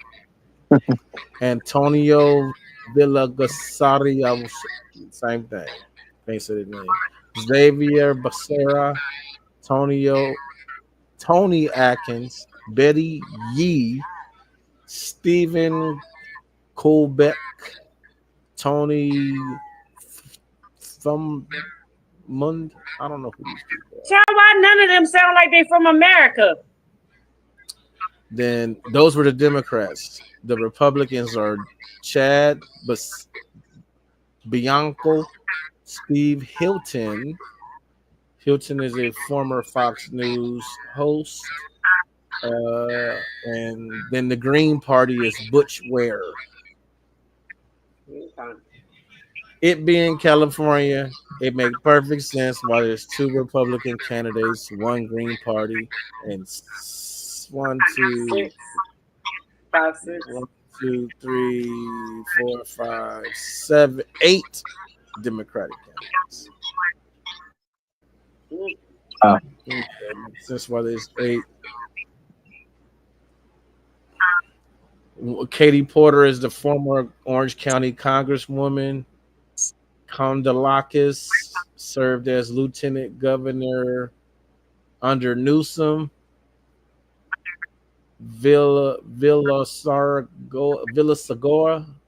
Okay, that's the former mayor. Is the former chair under Hillary Clinton's campaign. Xavier served as Secretary of Health and Human Services under Biden.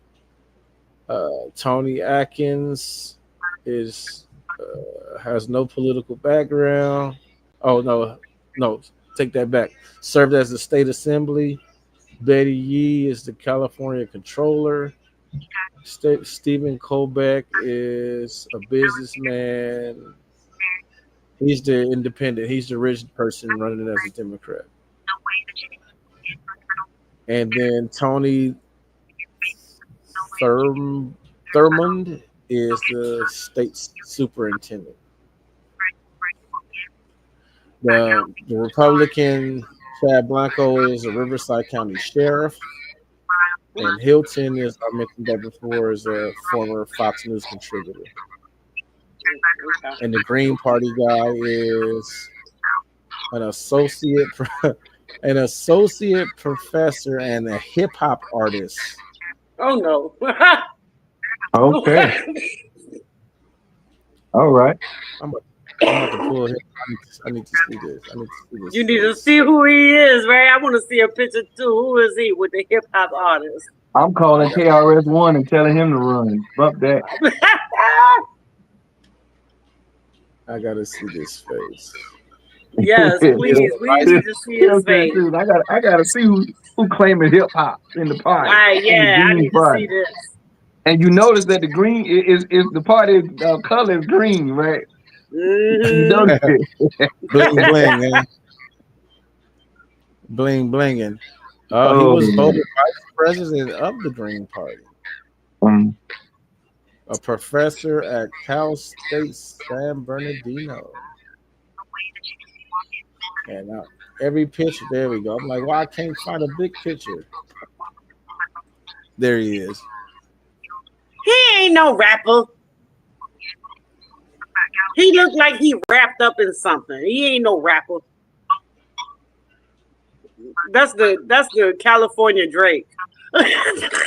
Wow. That's disrespect. Don't disrespect Kendrick like that. No. That's the California Drake. A minor. Yeah, don't. Wow. But yeah, all right. I appreciate y'all coming on. I'm gonna get off of here and find me some food to put in my pie hole. And all right. Y'all have a good night because I know it's late where y'all at. I'm watching the sun go down right now. So I appreciate y'all. I appreciate you, bro. Thank you for coming on. Everybody hit that like. I know I hit the like. I don't know if nobody else hit the like, but I hit the like. Yeah, y'all need to hit that like. Hit that like and subscribe. Hit that like and subscribe.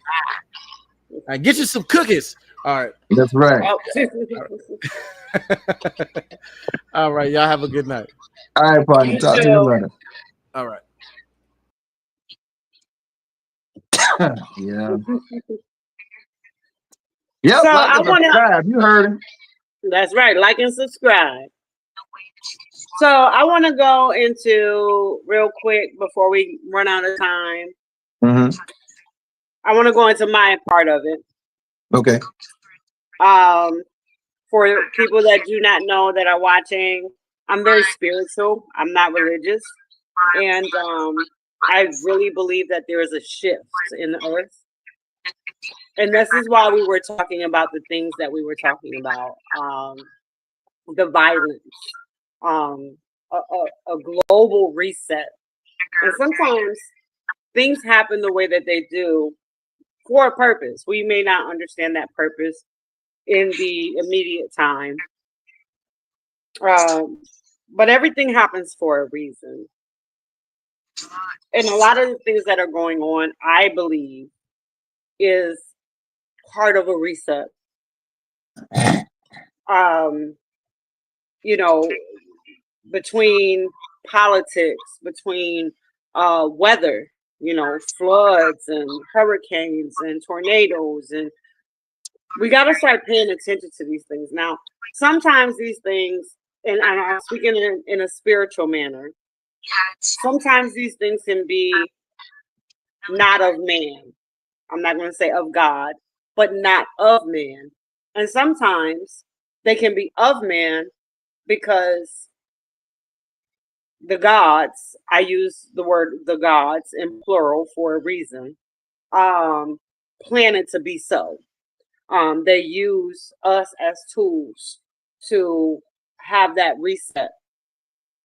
And resets has happened numerous times on earth. You don't have to believe it, but it's something that's worth looking into. You could Google it, you know, just type in like global resets, and scroll the articles yourself, and you'll see that this would not be the first time that we had a global reset. We have a lot of things going on, like I said, politically, violence, AI. We have a lot of things going on.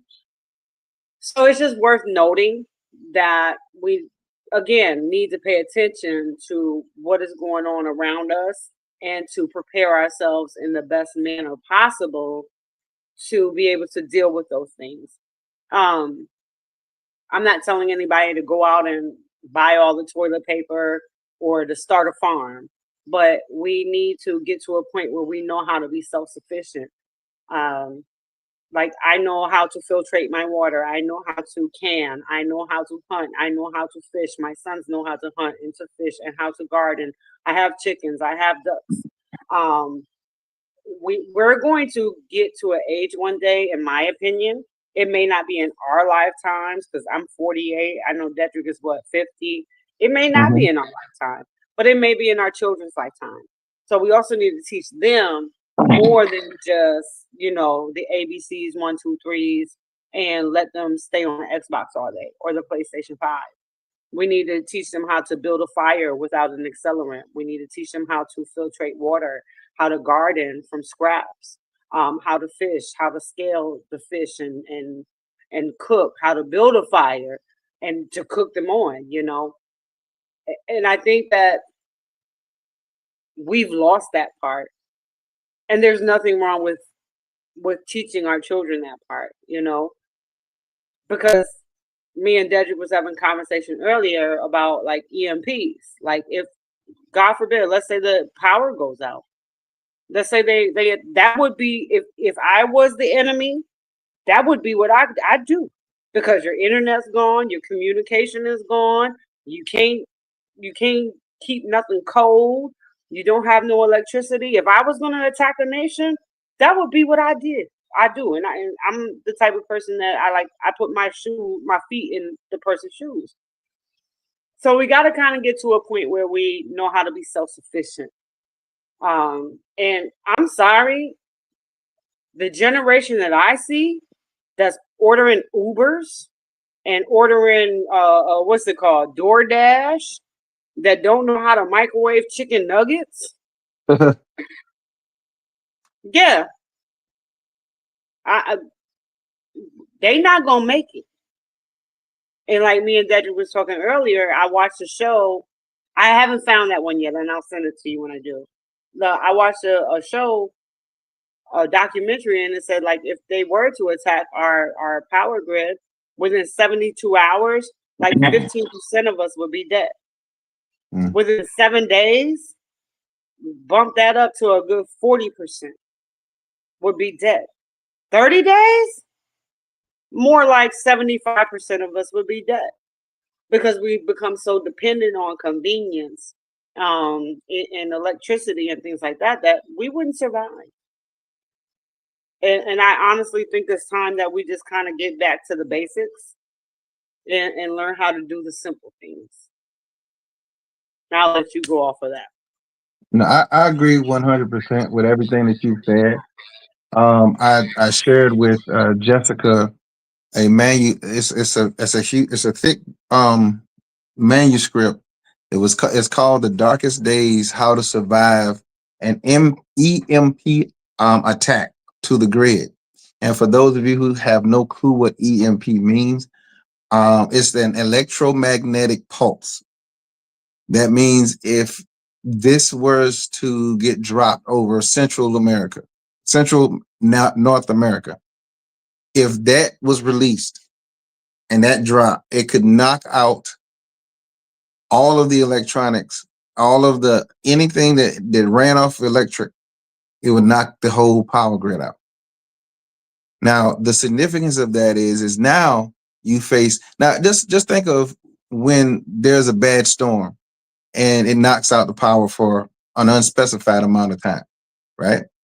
Now you already know what everybody's reaction is. And let's just say sometimes the power ain't out for no more than about 30 minutes and you're all going crazy. Now just think if the grid went out. Now that's going to be an extended period of time. Do you have a way to survive for any stretch of time beyond 48 hours? Because some of us got enough water to last us about 48 hours, maybe even 72 hours. But can you survive a whole week on the water that you got in your house? Do you know how to clean rainwater? Hey, do you know how to do that? Do you it's a whole lot of different things that you if you haven't been training for raw survival, there's a lot of individuals who have been training their children off the grid, how to survive off the grid. That means fishing, like with a rod and reel, literally going out, catching your food, scaling your food, bows and arrows, guns, rifles to shoot and hunt rabbit, deer. You know what I'm saying? And in some people's cases, squirrel, whatever you can eat that got meat on it for you to survive, you need to know how to clean it, cut it, do all that stuff. They're training those children since they were toddlers how to do all that stuff. They train their children how to shoot at the rifle range. They take them and literally train them so that if anything happened, if we had a point in our society where there was a revolt or there was a revolution and you have to defend your part of your country. When I say your country, I'm talking about your house and your land. You got to defend your little country. Can you do it? The answer is no. Most of you can't do it. You just can't because you don't have the raw skills to do so. So, and we're not telling you this just to be talking and bloviate. We're not doing that. We're telling you that this is something you need to be conscious of, because I don't know if you're paying attention but more and more the earth has been speaking. More and more, we got more and more volcanoes. We got earthquakes that's happening that are sparking off volcanoes. Now, speaking of volcanoes, there is a super volcano here in North America, in the United States. It is called Yellowstone National Park. Now, if you don't know anything about Yellowstone National Park, and this is you was today years old hearing this, you need to go do your due diligence. When I tell you that it is an incredibly large, if you go and look up Yellowstone National Park right now, you will see mountain ranges and you'll see this great lake. Newsflash, people, that great lake is the crater. The mountain sunk down in the crater. It caused the lake. That whole thing is a crater. It's the mouth of the volcano. And underneath that, the magma chamber is extremely, extremely large and getting bigger and bigger by the month, by the year, whatever the case is. Now, if that bad boy goes off, what's going to happen is it's going to affect air traffic. It's going to affect agriculture. It's going to affect air quality. It's going to affect, because airplanes are not going to be able to fly around or in that kind of weather, because inside that ash cloud is small particles and look like glass. If that gets inside of an engine, that plane is going down because the rotors will be roaring. And I'm telling y'all all this stuff is because if Yellowstone goes off, Las Vegas is gone. San Diego is gone. Like, there's a lot of things that are gone. Now, keep in mind, the San Andreas fault is not far from it. That will set off every earthquake on that fault line. Now, just think about the cataclysmic repercussions if Yellowstone were to go off. Now, we don't know if it's going to go off in our personal lifetimes. And when I say lifetime, I'm calculating my age up to 100. I'm 50 now. I'm half 100 now. So in my lifetime, and what the possibilities of a lifetime is, whether it be 70 years old, 80 years old, 100, you have to understand something. I'm not saying that it would happen in the next 50 years. What I am saying is that it could happen at any time because it's already overdue based off of the schedule historically that it has gone off. What would you do? Now, because it's over closer to the West Coast, that doesn't mean that you're safe, because a super volcano of that magnitude will influence the whole country. Weather patterns will change. There's going to be a whole lot of things. You can't deliver to the grocery stores as a truck driver because now your fuel is now affected, because all the agriculture and crops are going to be affected. How will you survive? Do you know how to make bread? Do you know how, like, simple survival things right now in this information age? It would do you correctly to start being proactive and not reactive, because once you're reactive, it's already too late. And I'm not no, person who's trying to scare you. I'm trying to make you aware, because anytime people start talking about things that people are uncomfortable about, now you all kinds of crazy. Look at what's going on around you. It's not getting any better. They're putting GMO and all kinds of crap into our crops and food. Look at Bill Gates buying up all this agriculture. You think that's by accident? Right after he said we need to practice some population control. What do you think that means? Y'all got to freaking pay attention to what's going on around you. Everything ain't always doom and gloom. Sometimes it's just the truth. And you need to do your due diligence. Like Jessica said, you don't got to take my word for it. Do your own research. Do your own research. You don't have to take my word for it. One thing I don't believe in is pie in the sky stuff. What y'all have to do is start opening your mindset. When I started talking about 9/11, people got uncomfortable because the truth was out there. But they didn't want to believe that their own government would do something like that. Throughout history, our government has gotten rid of people with innovations that could have propelled our society forward. But greed gets in the way. So I'm going to need y'all to do your own due diligence and research. Stop discounting and dismissing everything somebody says. A lot of the times we got people, the Smithsonian Institute hid the fact that we have had giants throughout the earth. When I say giants, I ain't talking about Shaquille O'Neal giant. I'm talking about 16 feet. I'm talking about 32 feet tall individuals. And this is not something I'm making up. I wouldn't do that. I'm telling you about what I saw. I saw documentations. I saw these things. You can't say everything is AI, because when I saw them, AI did not exist. Right. So you can't sit there and say everything that somebody's showing you with their video camera and with their phones is AI. You can't keep saying that. At some point, you got to open your freaking eyes and look at what's really going on.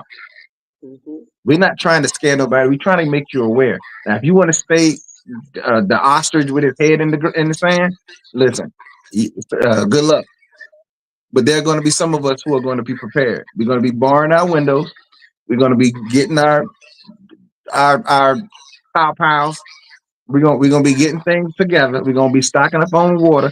We're gonna be stocking up on dry foods. We're gonna be stocking up on non-perishables. when these things happen, we gonna chill. We gonna hunker down, and we're gonna try to figure out what we're gonna do next. But guys, give yourselves and your families a chance. Don't sit there and always discount everything somebody says. Right. Because a lot of this stuff is false, and they've lied to us for years. The same way they said the Indians sat down with pilgrims and ate dinner. You really believe that? Come on, y'all. So please, y'all need to do your due diligence and start digging. You need to go down these rabbit holes because the truth is right there in front of us. But we got so much AI and computer graphics and all this other stuff to try to give you pause on what you believe, that even if I show you the real thing, you won't believe it. That's right. That's what they do. They got whole departments that cater to that does just that. So folks, do your own due diligence. And like that you just said, do your own due diligence. We're not talking, you don't have to believe what we believe. But at least open your mind to the possibilities. Because America is not a country. America is a corporation. Say that again, Jessica. America is not a country. America is a corporation.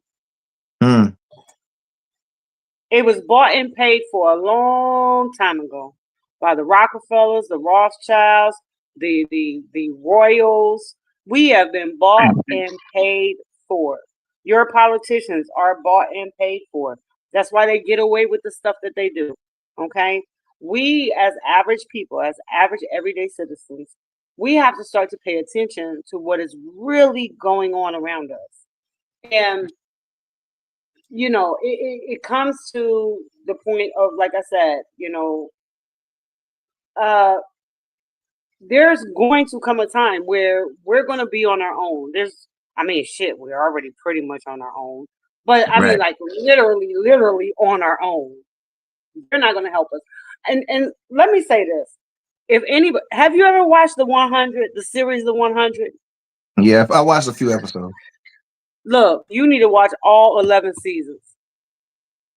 The few episodes I know at the first, in the beginning, because I got bored. That's when I had my foot surgery, right? And I was like, I need something to binge watch because I can't get out this bed. I just had this foot surgery. In the first couple episodes, I kind of wasn't interested in, but then like by like the fourth or fifth one, it got really, really good. And when I tell you that that series really shows me what the future is, it's what the future, because it goes through going back to reset to a civilization of bartering and needing one another. Then it goes to AI, and then it goes back to a reset without AI. And then it goes to ascension as far as spirituality and religion. It's, if you have time, I would highly recommend that show. But again, you know, we just, like I said, my sons can hunt, they fish, they garden, they know how to gut a deer. Hell, they kill squirrels with a BB gun. Okay? Like with a BB gun. We have to teach our children these things. And we have to know how to do these things. Because you just don't know. It could happen in 2 years. It could happen in 20 years. It might be 200 years. We don't know. But they've taken that away from us in teaching us those things because they don't want us to know those things. Just like I watch like little not skits, but like little videos where there's kindergartners and first graders in China. They're cooking, sewing, planting. Yeah. They're learning how to be self-sufficient. And then when I look at my kids in school, it's like, what did you learn today? Oh, well, we got to draw these boxes and these circles, and then we got to put numbers in it. I'm like, huh? Why? So, like, what are our kids learning? Our kids aren't learning nothing. Nothing. Nothing that's going to be of use to them if shit hits the fan. That's why I make the time to teach them, and that's why Billy makes the time as far as hunting and stuff. Takes them hunting and shows them how to gut them, how to clean the meat, how to cook, and then I show them how to cook the meat. You know, so again, like, people think that like when we speak about things like that, oh, that's not going to happen. That's not going. Okay, wait till you go to the grocery stores and the shelves are empty. Wait till you're. Oh, matter of fact, public service announcement. I got chickens, ducks. I know how to garden. I know how to fish. I know how to hunt. I got a bow. I got guns. I got ammo. If you come to my house because you don't know how to do none of that, I'm putting you down in my grass. Because that's what happens next. Because then the lawlessness comes. Because then it's like, okay, well, I don't know how to fend for myself. But I know the lady over there, she got chickens and she knows she got a garden. I'm going to go over there and I'm going to get her strawberries and her potatoes and her chicken. And I'm going to shoot you before you get down my driveway. So you're going to die. I'm just keeping the book. And you made a reference earlier in the evening when you and I talked before, and yeah, it's a show, but guess what? It's reflective of what would happen. The Walking Dead. Now, outside of the zombie type of situation, it's about survival, right? So when the dystopian environment starts to happen, there's a breakdown in everything that you've learned. There's a breakdown. When I say there's a breakdown, I mean there's a breakdown in morality. There's a breakdown in what's right and wrong. Now it's survival time, where you probably would not take someone's life on a normal day. You might be forced into situations where you might have to. Like, so my whole point to everything that's being said here is that there are a lot that we have to learn and still have to learn. So there are a lot of you guys that have to be brainwashed. There are a lot of you guys that have to be brainwashed. That means you have to clean out all those things that has been implanted into your brain, and you have to do a personal reset. Your mind, your spirit, everything. What you thought you knew. Like who my girl she said it's the miseducation. Yeah, we've been miseducated. Lauryn Hill, thank you. So that miseducation, you have to now unlearn what you've learned to learn what you're supposed to learn and know. Because if you keep on believing all of the crap that the mainstream media feeds you, the only thing that I kind of rely on mainstream media is the weather. And local ain't the news. Navy wrong sometimes? Yeah, right. And local news about what's happening in your neighborhood and all stuff like that. Outside of that, all this other stuff is controlled by the 1% of the world. Yep. They show you what you want to hear or what they want you to hear. Let me put it that way. And my thing is I go to independent outlets to hear the raw truth and stuff like that. I do my own due diligence too, and then I compare notes. And the more and more we have a technical society, people have their phones handy and ready. We have a full computer in our hands, and things are captured that should not have been captured. Things are reported from all over the world, and you can't sit there and say that these people are lying all over the world. Why? How do they benefit by just making stuff up like that? Yeah, you have trolls out there. Yeah, yes, you do. You have people who are good at computer graphics and they will create something that is false. Yes, you do. But everything that you see is not a lie. Everything that you see is not a lie. It's up to us to do our due diligence to discern what is real, what isn't real. I got my degree in computer graphics, so I can kind of pick up on it.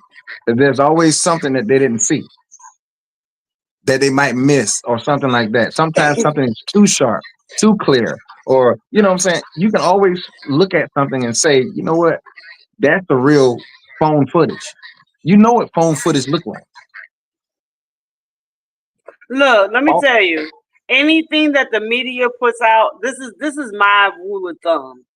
Anything that the media puts out, I automatically presume is a lie until I research it.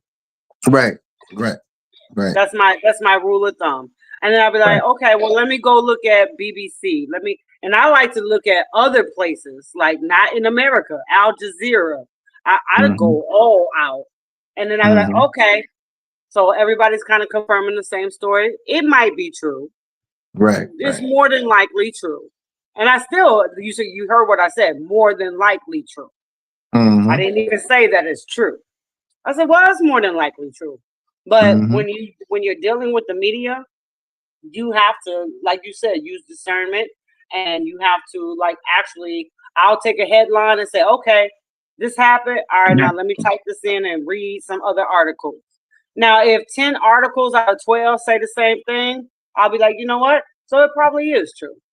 Right, Now, right. if 4 articles say that it's true and 8 say that it's not, I'm like, yeah, no, that's some bullshit right there. I'm not believing that. Hmm. And that's how we got to view the media, because again, the media will tell you things that they want you to hear. Hmm. It's the Roman circus. It's entertainment. Yeah, and we That's got to all it take it that is. way.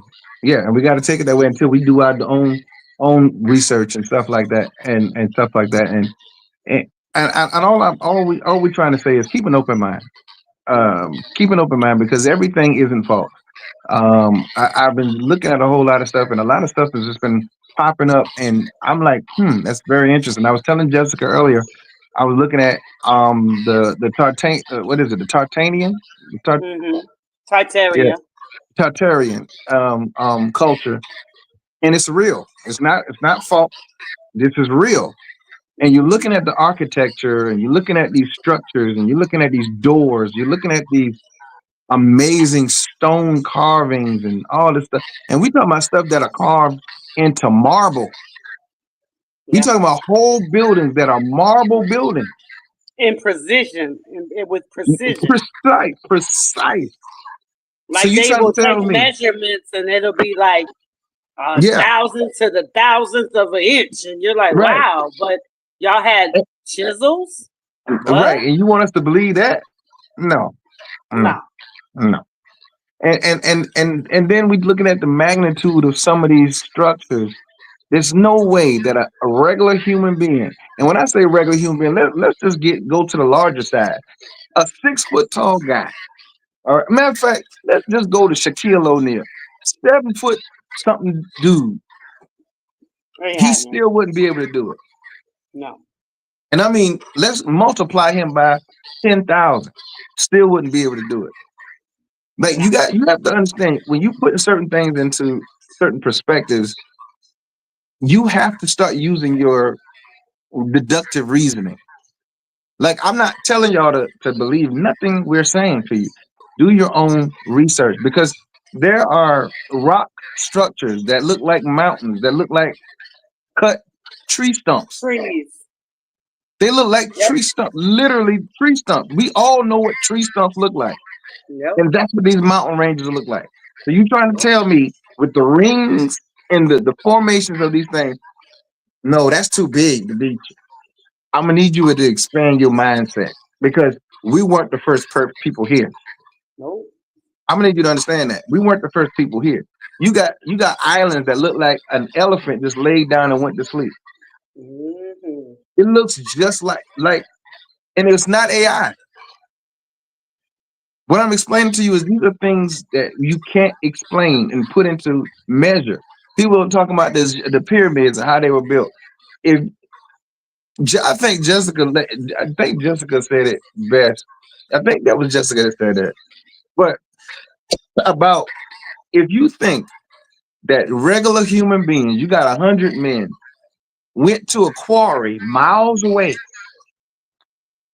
chiseled out with precision, mind you, stones that are larger than railroad cars, weighs over 100 tons, and roll them miles to where the pyramids were being built, and continuously stack these 100-ton stones that were carved out on top of each other at such a precise angle that you can't even fit a piece of paper through it.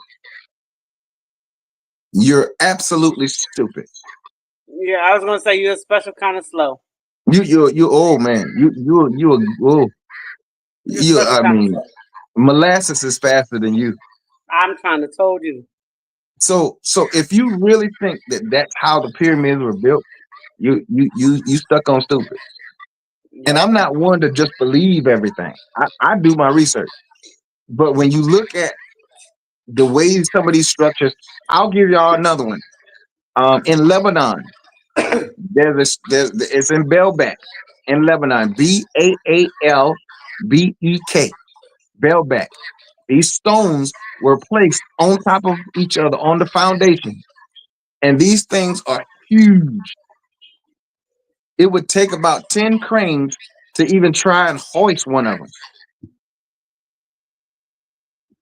So you trying to tell me all the way back then there wasn't some kind of ancient levitation devices or people who are so large that carrying one of these stones wouldn't be such a task? Like, I need you to wrap your brain and expand your mind. Think about these things. There's structures and mountain ranges that are flat on the top, all the way across.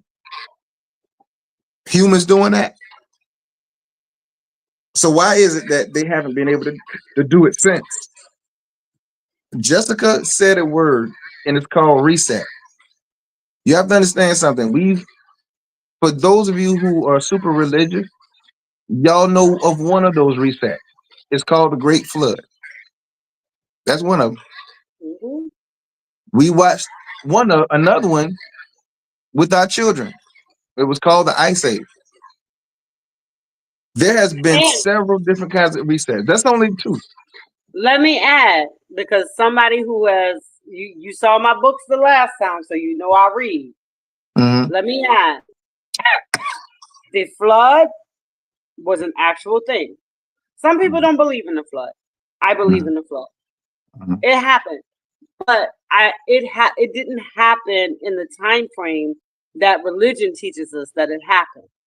Mm-hmm. That's why they're finding out now that the Sphinx is like 36,000 years older than they're claiming it is, because they can see the formations from the water and the mud and things like that, because it leaves traces. That's what science does, right? Now notice, that's not her opinion. He's giving you the facts based off of science now. Yeah, that's facts. So like if you go to the Sphinx, you will see different layers of the stone, and you could tell if it was when it was in water, when it was not in water, how old it may be. And we like to think that the Sphinx is like 2,000-3,000 years old. That thing is like 36,000 years old. Mm-hmm. Even the head was replaced. Mm. And if you look at the Sphinx, you could tell that the head was replaced. Mm-hmm. It was replaced with the pharaoh, but before it was a lion's head. We just don't have a clear photo of that, obviously, because it's 36,000 years ago, or however many years. Definitely longer than what we've been told. Mm-hmm.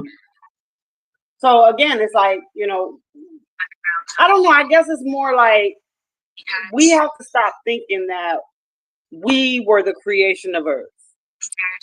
We weren't.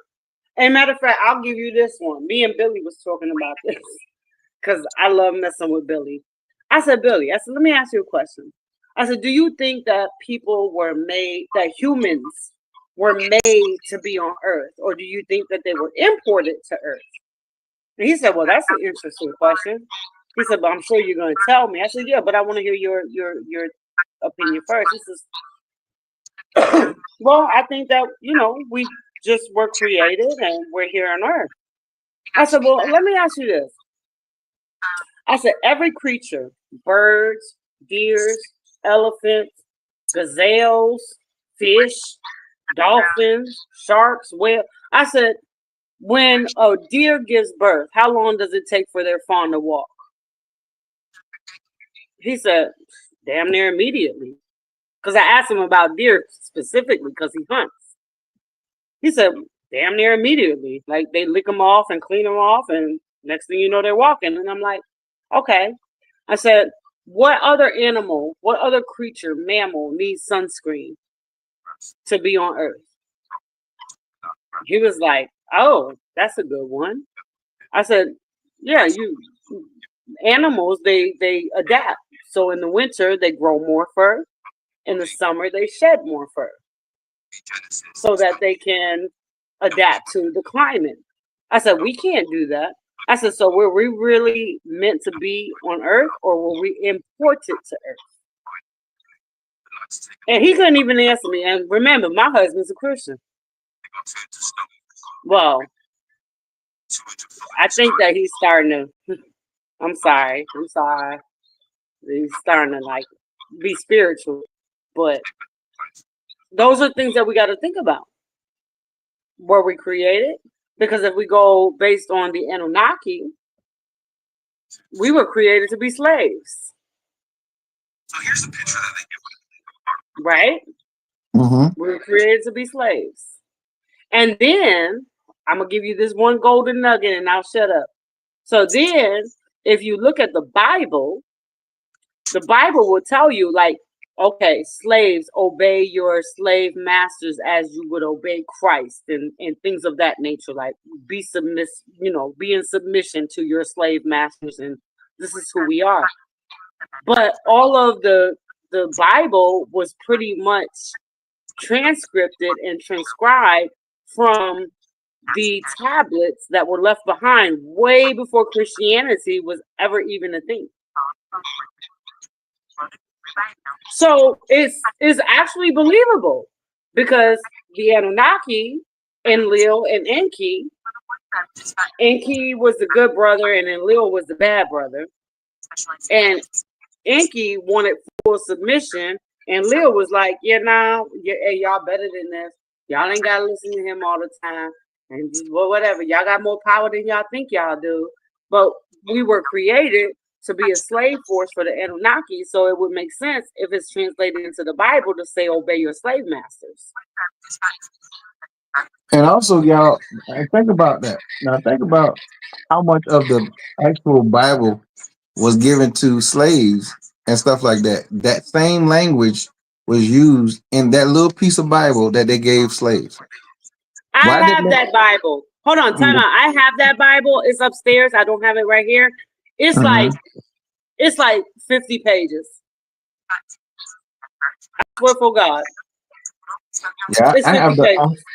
I have the actual number of chapters or was it not chapters, but yeah, chapters or whatever that was introduced to the slaves, and the reasons why it was introduced to the slaves. Because you got to understand something. The slave masters didn't want the slaves to have hope. They didn't want the slaves to start thinking that they could rebel. They didn't want the slaves to start thinking that, things could look up or be better, or they could go someplace else and survive. So they purposely doctored the Bible that they gave the slave masters, and they made sure the passages that the slaves read were passages like Jessica just said, obey your masters, and different things like that. So it made them docile. It made them, and we talking about mandingos. We talking about strong women warriors and women caregivers and stuff like that. That's what they were. They were made to survive. They were made to be strong. They were made to, not be conquered. However, when you introduce something that is going to influence the mind and the spirit and the family, it changes everything. So when you are doing your research about Jim Crow and all this other stuff, you have to understand it worked better than they thought it would ever work. It actually worked way better than it got to the point where we started being so obedient that they really didn't have to enforce a lot of the stuff that they thought that they would have to. So they thought they would have to kill a whole lot more of them. but the indoctrination mentally and spiritually, and the separation of family, and the buck breaking of the male uh, uh, force and stuff like that within that family unit, it broke down the family unit. So now you have a weakened family unit. Now the spirits are broken and introduced to a different kind of submission. Um, it's not the words that I'm trying to find, but No, that's actually a good word. So yeah, so when you're introduced to that kind of doctrine that is telling you to be subservient to your master, regardless to what they do to your family, regardless to what they do to the man of the family. Now you then impregnate the wife, the daughter, and you make those babies yours. It's a cycle that started to happen that they didn't see themselves breaking. So you have, once you take away, when it comes, especially when it comes to black people, when you mess with the spirit and you mess with the family, it don't matter how strong the people are in it. Because once you mess around with the mind, the body's going to follow suit. It doesn't matter. The body is going to follow suit. So we got to make sure we are very careful about what we are putting into, what we're feeding ourselves, what we're telling ourselves. One of the most important conversations that you could ever have is the conversation that you have with yourself. Don't ever sit there and think that you're not good enough. You can't do this. You can't do that. In this day and age, you can do whatever you set your mind to. If it's positive, you can do whatever you want to set your mind to. That's all. That's the only thing I'm gonna feed is positivity when it comes to that. Like, so we got to believe in ourselves, and cleave to one another if you can, one by one. Just start cleaving to each other. Well, and I guess I would add to that so let's say that you are, because here on our show we don't down anybody for their belief system. So I don't want anybody to think that, oh my God, we're bashing what you believe. What you believe is what you believe, and if that makes you a better person, if it gives you structure, values, things of that nature, then you know what, I applaud it. But at the same time, just open your mind to what it really is, because for me, and this is something that you can look up as well. So let's just say, for example, Christianity. I know everybody in Christianity believes Jesus was the Son of God, but if you really dive into the scripture, he never claimed to be the Son of God. He went on missions to learn different things, and he always taught us that Christ was within us, that we are who we are for a reason. And I think that when we start to look at ourselves in that manner, that we don't have to depend on an invisible person in the sky, that Jesus did not tell you that you have to be a certain way. The Christ is within us, and we are Christ-like. And as long as you're doing the right things and you have values and morals, that you're going to be okay. That's one of the things that I always just point out, because in religion, everything is about fear. And in religion, most people who are religious, I got a few that I can say, like, no, they doing the damn thing. Like, but most people who are religious, they're religious out of fear. They're not religious out of faith.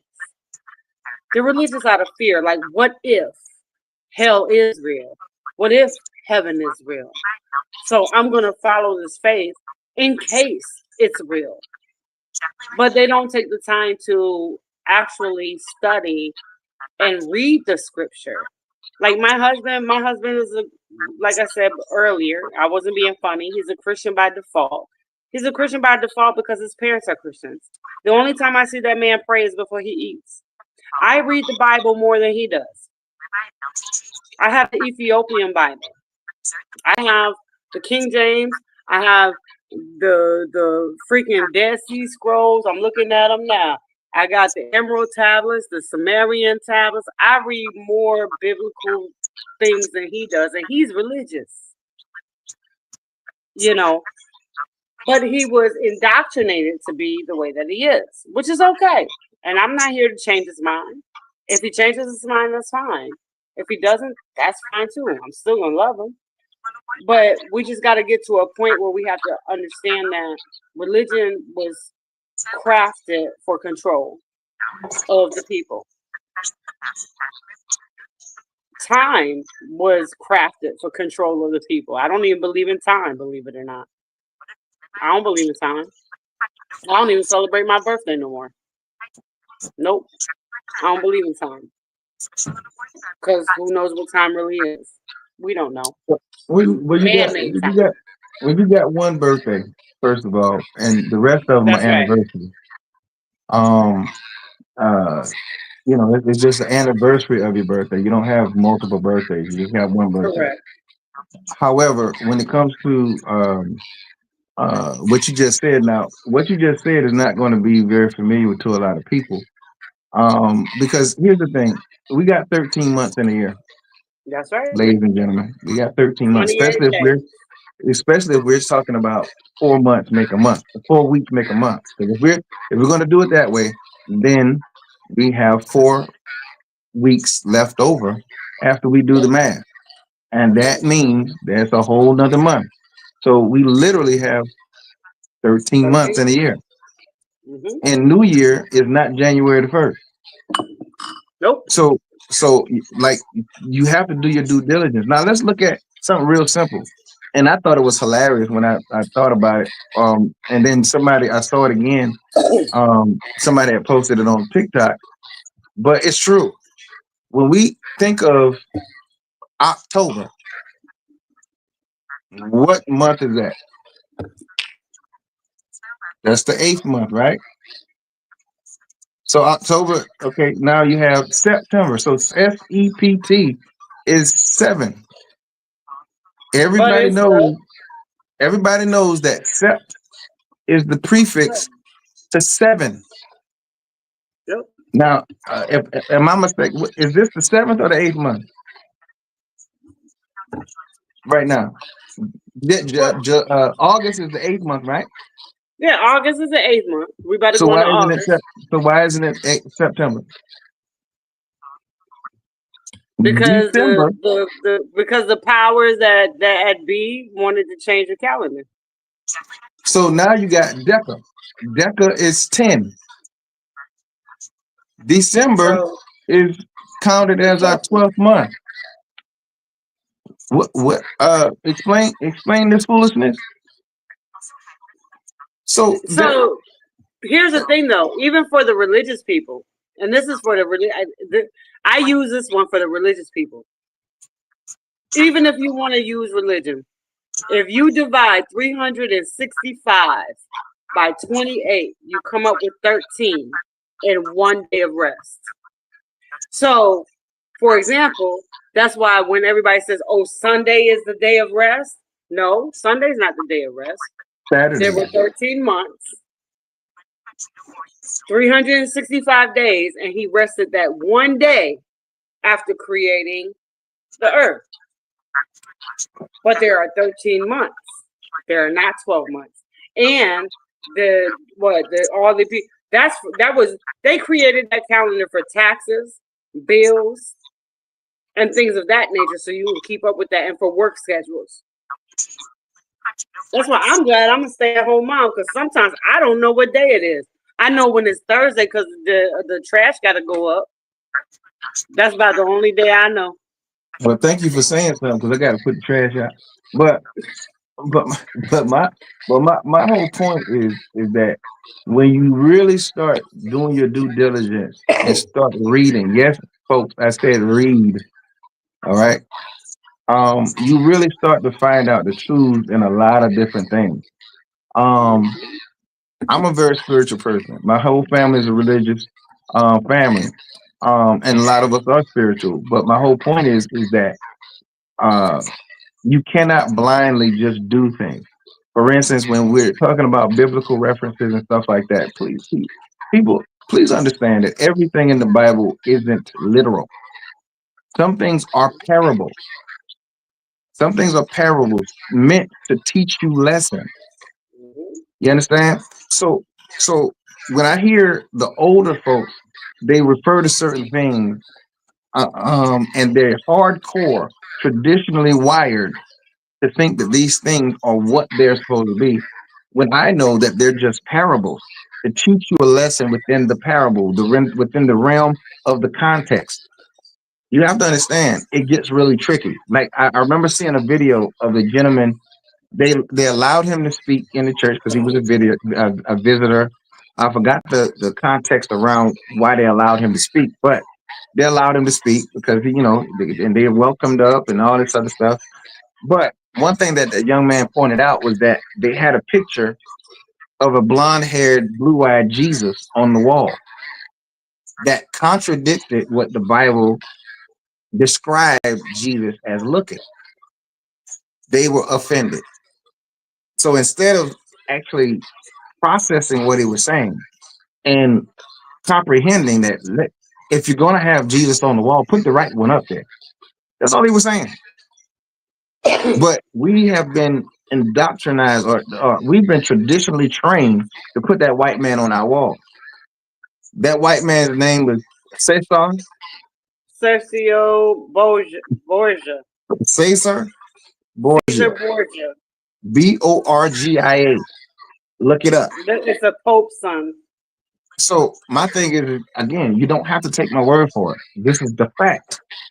This is not something that I'm making up. All I'm trying to tell you is this: do your due diligence, do your own research, and when people bring information to you, go fact find. Now, if you come to me and say, "No, this is what this says," and I'm wrong, I'll be the first to admit that I'm wrong. But you need to find, without a shadow of a doubt, that that's the right things that you're talking about. Because trust me, I've done my due diligence. All I'm trying to say is, and I'm not above you proving me wrong. There's always been times where Jessica has apologized and owned the fact that she was wrong. There's a lot of times that I've done the same thing when we were proven wrong, or we changed our perspective or saw something different. There's no absolutes over here when it comes to that. But the only absolute I will say is be absolutely open-minded. Don't just accept what people hand you on a plate. Don't just be so easy to accept that type of thing, and stuff like that. Do your own research. I know a lot of people get really annoyed when you present new information when they've been traditionally trained, or they think one way, and then you introduce a whole different thing that actually could be true. They get pissed off. You're not about to tell me I was in the military. I was in this and I was in that. No, I don't care. Do you really think that they're going to tell you everything just because you were in the military? No, they're not going to tell you everything. Look, let me tell you something real quick, because this is going to be a part of my closing anyways. Yeah. When I started realizing things, I was pissed. Yes, me too. Me too. I was pissed off. Yeah. Like, I was like, well, what do you mean the moon landing was fake? What do you mean 9/11 was an inside job? What do you mean the religion is a scam? What do you mean? These are things I've been told. What do you mean Democrats don't like us? Like, I'm literally like, this is what I've been taught all my life, that all these things were good. And then I'm like, okay, well, I'm an adult now. Let me look into this myself and let me read myself instead of listening to other people tell me what I'm supposed to believe. And when I started reading myself, I'm like, I'm pissed. So I say that to say there's a difference between being, because I know we have these sayings. We have like woke and awakened. There's a difference between being woke, because like some people are, oh, you woke. No, I'm not woke. because I'm not with all that bullshit. I am awakened to the bullshit. There's a difference. I'm awakened. So what do you And think I'm woke not. means? What? What do you think woke means? Being woke, or someone being woke. What do you think that I means? think woke means more like tolerating things that maybe you don't necessarily want to tolerate. So, for example, when I think of the word woke, I think of it's okay to transition young children who think that they want to be a boy when they're a girl. That's my definition of woke. Awakened is more of a spiritual journey to where you're actually starting to see the world for what it actually is. I think they're two different meanings as far as how people speak of them. Well, your definition of awakening is what I know woke to be, because woke is being aware of and awakened to what's around you, what's the reality. That's what woke means to me, and stuff like that. That it's not it's because when I heard about how the Trump administration and the people within the Trump administration described or used woke, they were completely wrong. They were absolutely wrong. And somebody was on a news show and they broke it down to it's an awakening. It's you being aware of what's really going on. It's you acknowledging what's really going on and refusing to accept falsehoods and refusing to accept lies. Getting tired of that. You're awakened. You're awakened. That's what being woke means. It doesn't mean, I don't know what they think it means, but it's not what they said it is. It's exactly what you just said awakening means. That's what, to me, that's what woke means. Because when I heard them misusing it, I'm like, what are they even talking about? How are you going to weaponize the word woke? How are you going to do that? And then you don't even know what the meaning is. That's what was offended by. I guess for the me. reason why I make the differentiation is because of the politics. Because for a lot of times, especially in politics, the woke is the far left, and I mean far extreme left, because I love my left people too. I love my right people. As long as you're not an asshole, I love you. You know, but like, you know, okay, it's okay for, you know, have all the abortions you want. And I kind of, I guess maybe because I kind of look at it more political, I just kind of differentiate the meaning of woke, because that's kind of what they use in a political sense. And so I prefer to use the word awaken to say we see what is going on in the world and we're not for it. And we're going to do whatever we do to not be a part of your bullshit. If that makes sense. No, it Maybe, makes sense. like I said, maybe that's why, because it's more of a political word. So I tend to stay away from the word woke. Well, see, they turned it into political. It was never a political word. And that and I understand why you see it that way. It's because of what they did. And the thing is that the word woke means exactly what you think, what you felt like awakening means. That's exactly what woke actually means. It doesn't mean what the politics tell you it is. And they're sitting there and they're riding it into the sunset. Wrong. They're wrong. They're absolutely wrong, because they didn't create the word. They don't understand what that word actually means. They just know that usually when they hear somebody being woke, that's somebody that is rebelling against what the bull crap that they're laying out.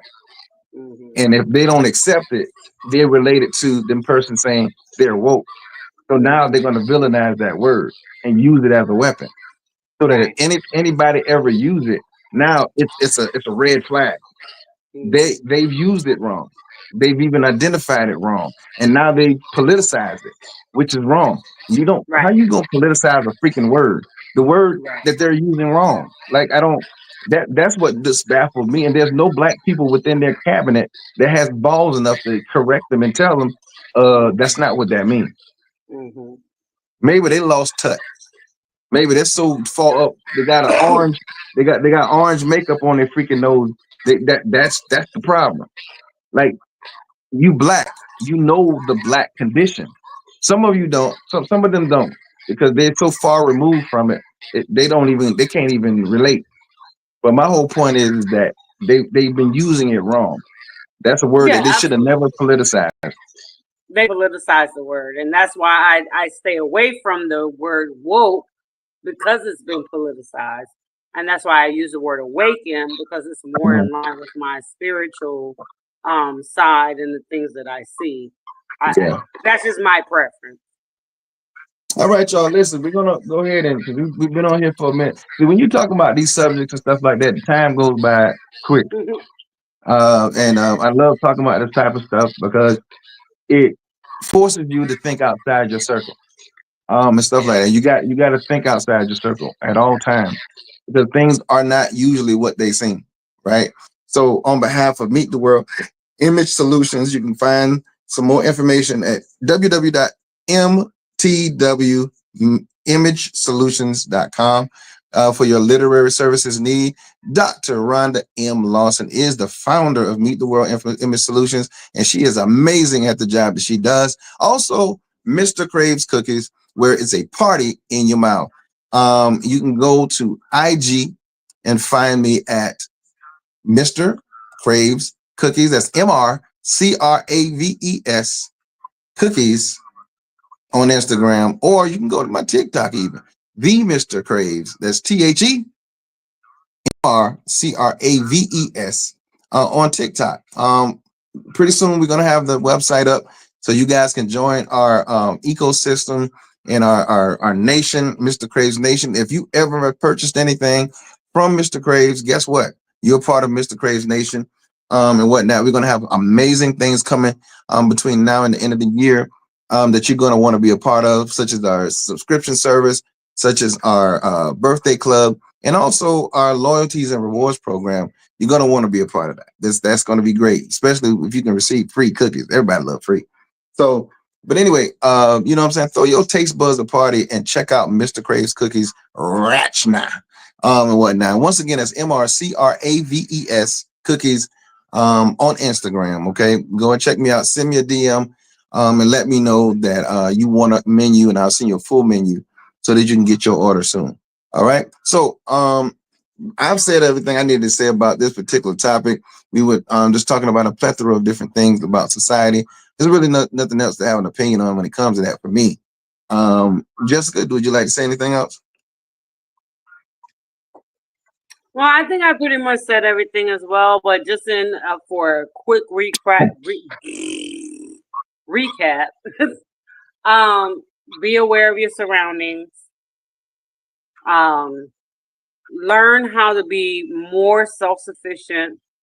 Don't always depend on DoorDash and fast food and things like that. Learn how to garden. Hell, you could reach out to me because I can garden from scraps from when I make a salad. You know, learn how to filtrate water. Look, I got a trick that only requires cotton balls and a Ziploc bag. So these things are not difficult. Learn these little things. You know, we all sit up here and we follow celebrities and we Google this and we watch this. Google some shit that matters. Okay? Right. Google some shit that's going to make a difference in your life if, God forbid, you needed it. Google how to filtrate water. Google how to hunt. If you know somebody that hunts, go with them. If you know somebody that fishes, go with them. Learn how to fish. It's not something you have to make a lifetime commitment to, but at least know how to do it in case you ever need it. The world's a crazy place. Be safe. Look, I'm going to tell you, if you can carry. Okay? If you can get a license to carry, you carry. And if somebody threatens you, I'm not going to tell you what to do, but I'm going to tell you to protect yourself, okay? Because the world is really crazy.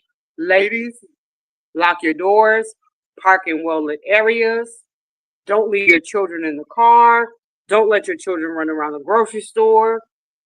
I think that's pretty much what we covered tonight. Like we just need to be safe, and we need to make sure we're good, and that our families are good. So that's pretty much what the conversation was all about.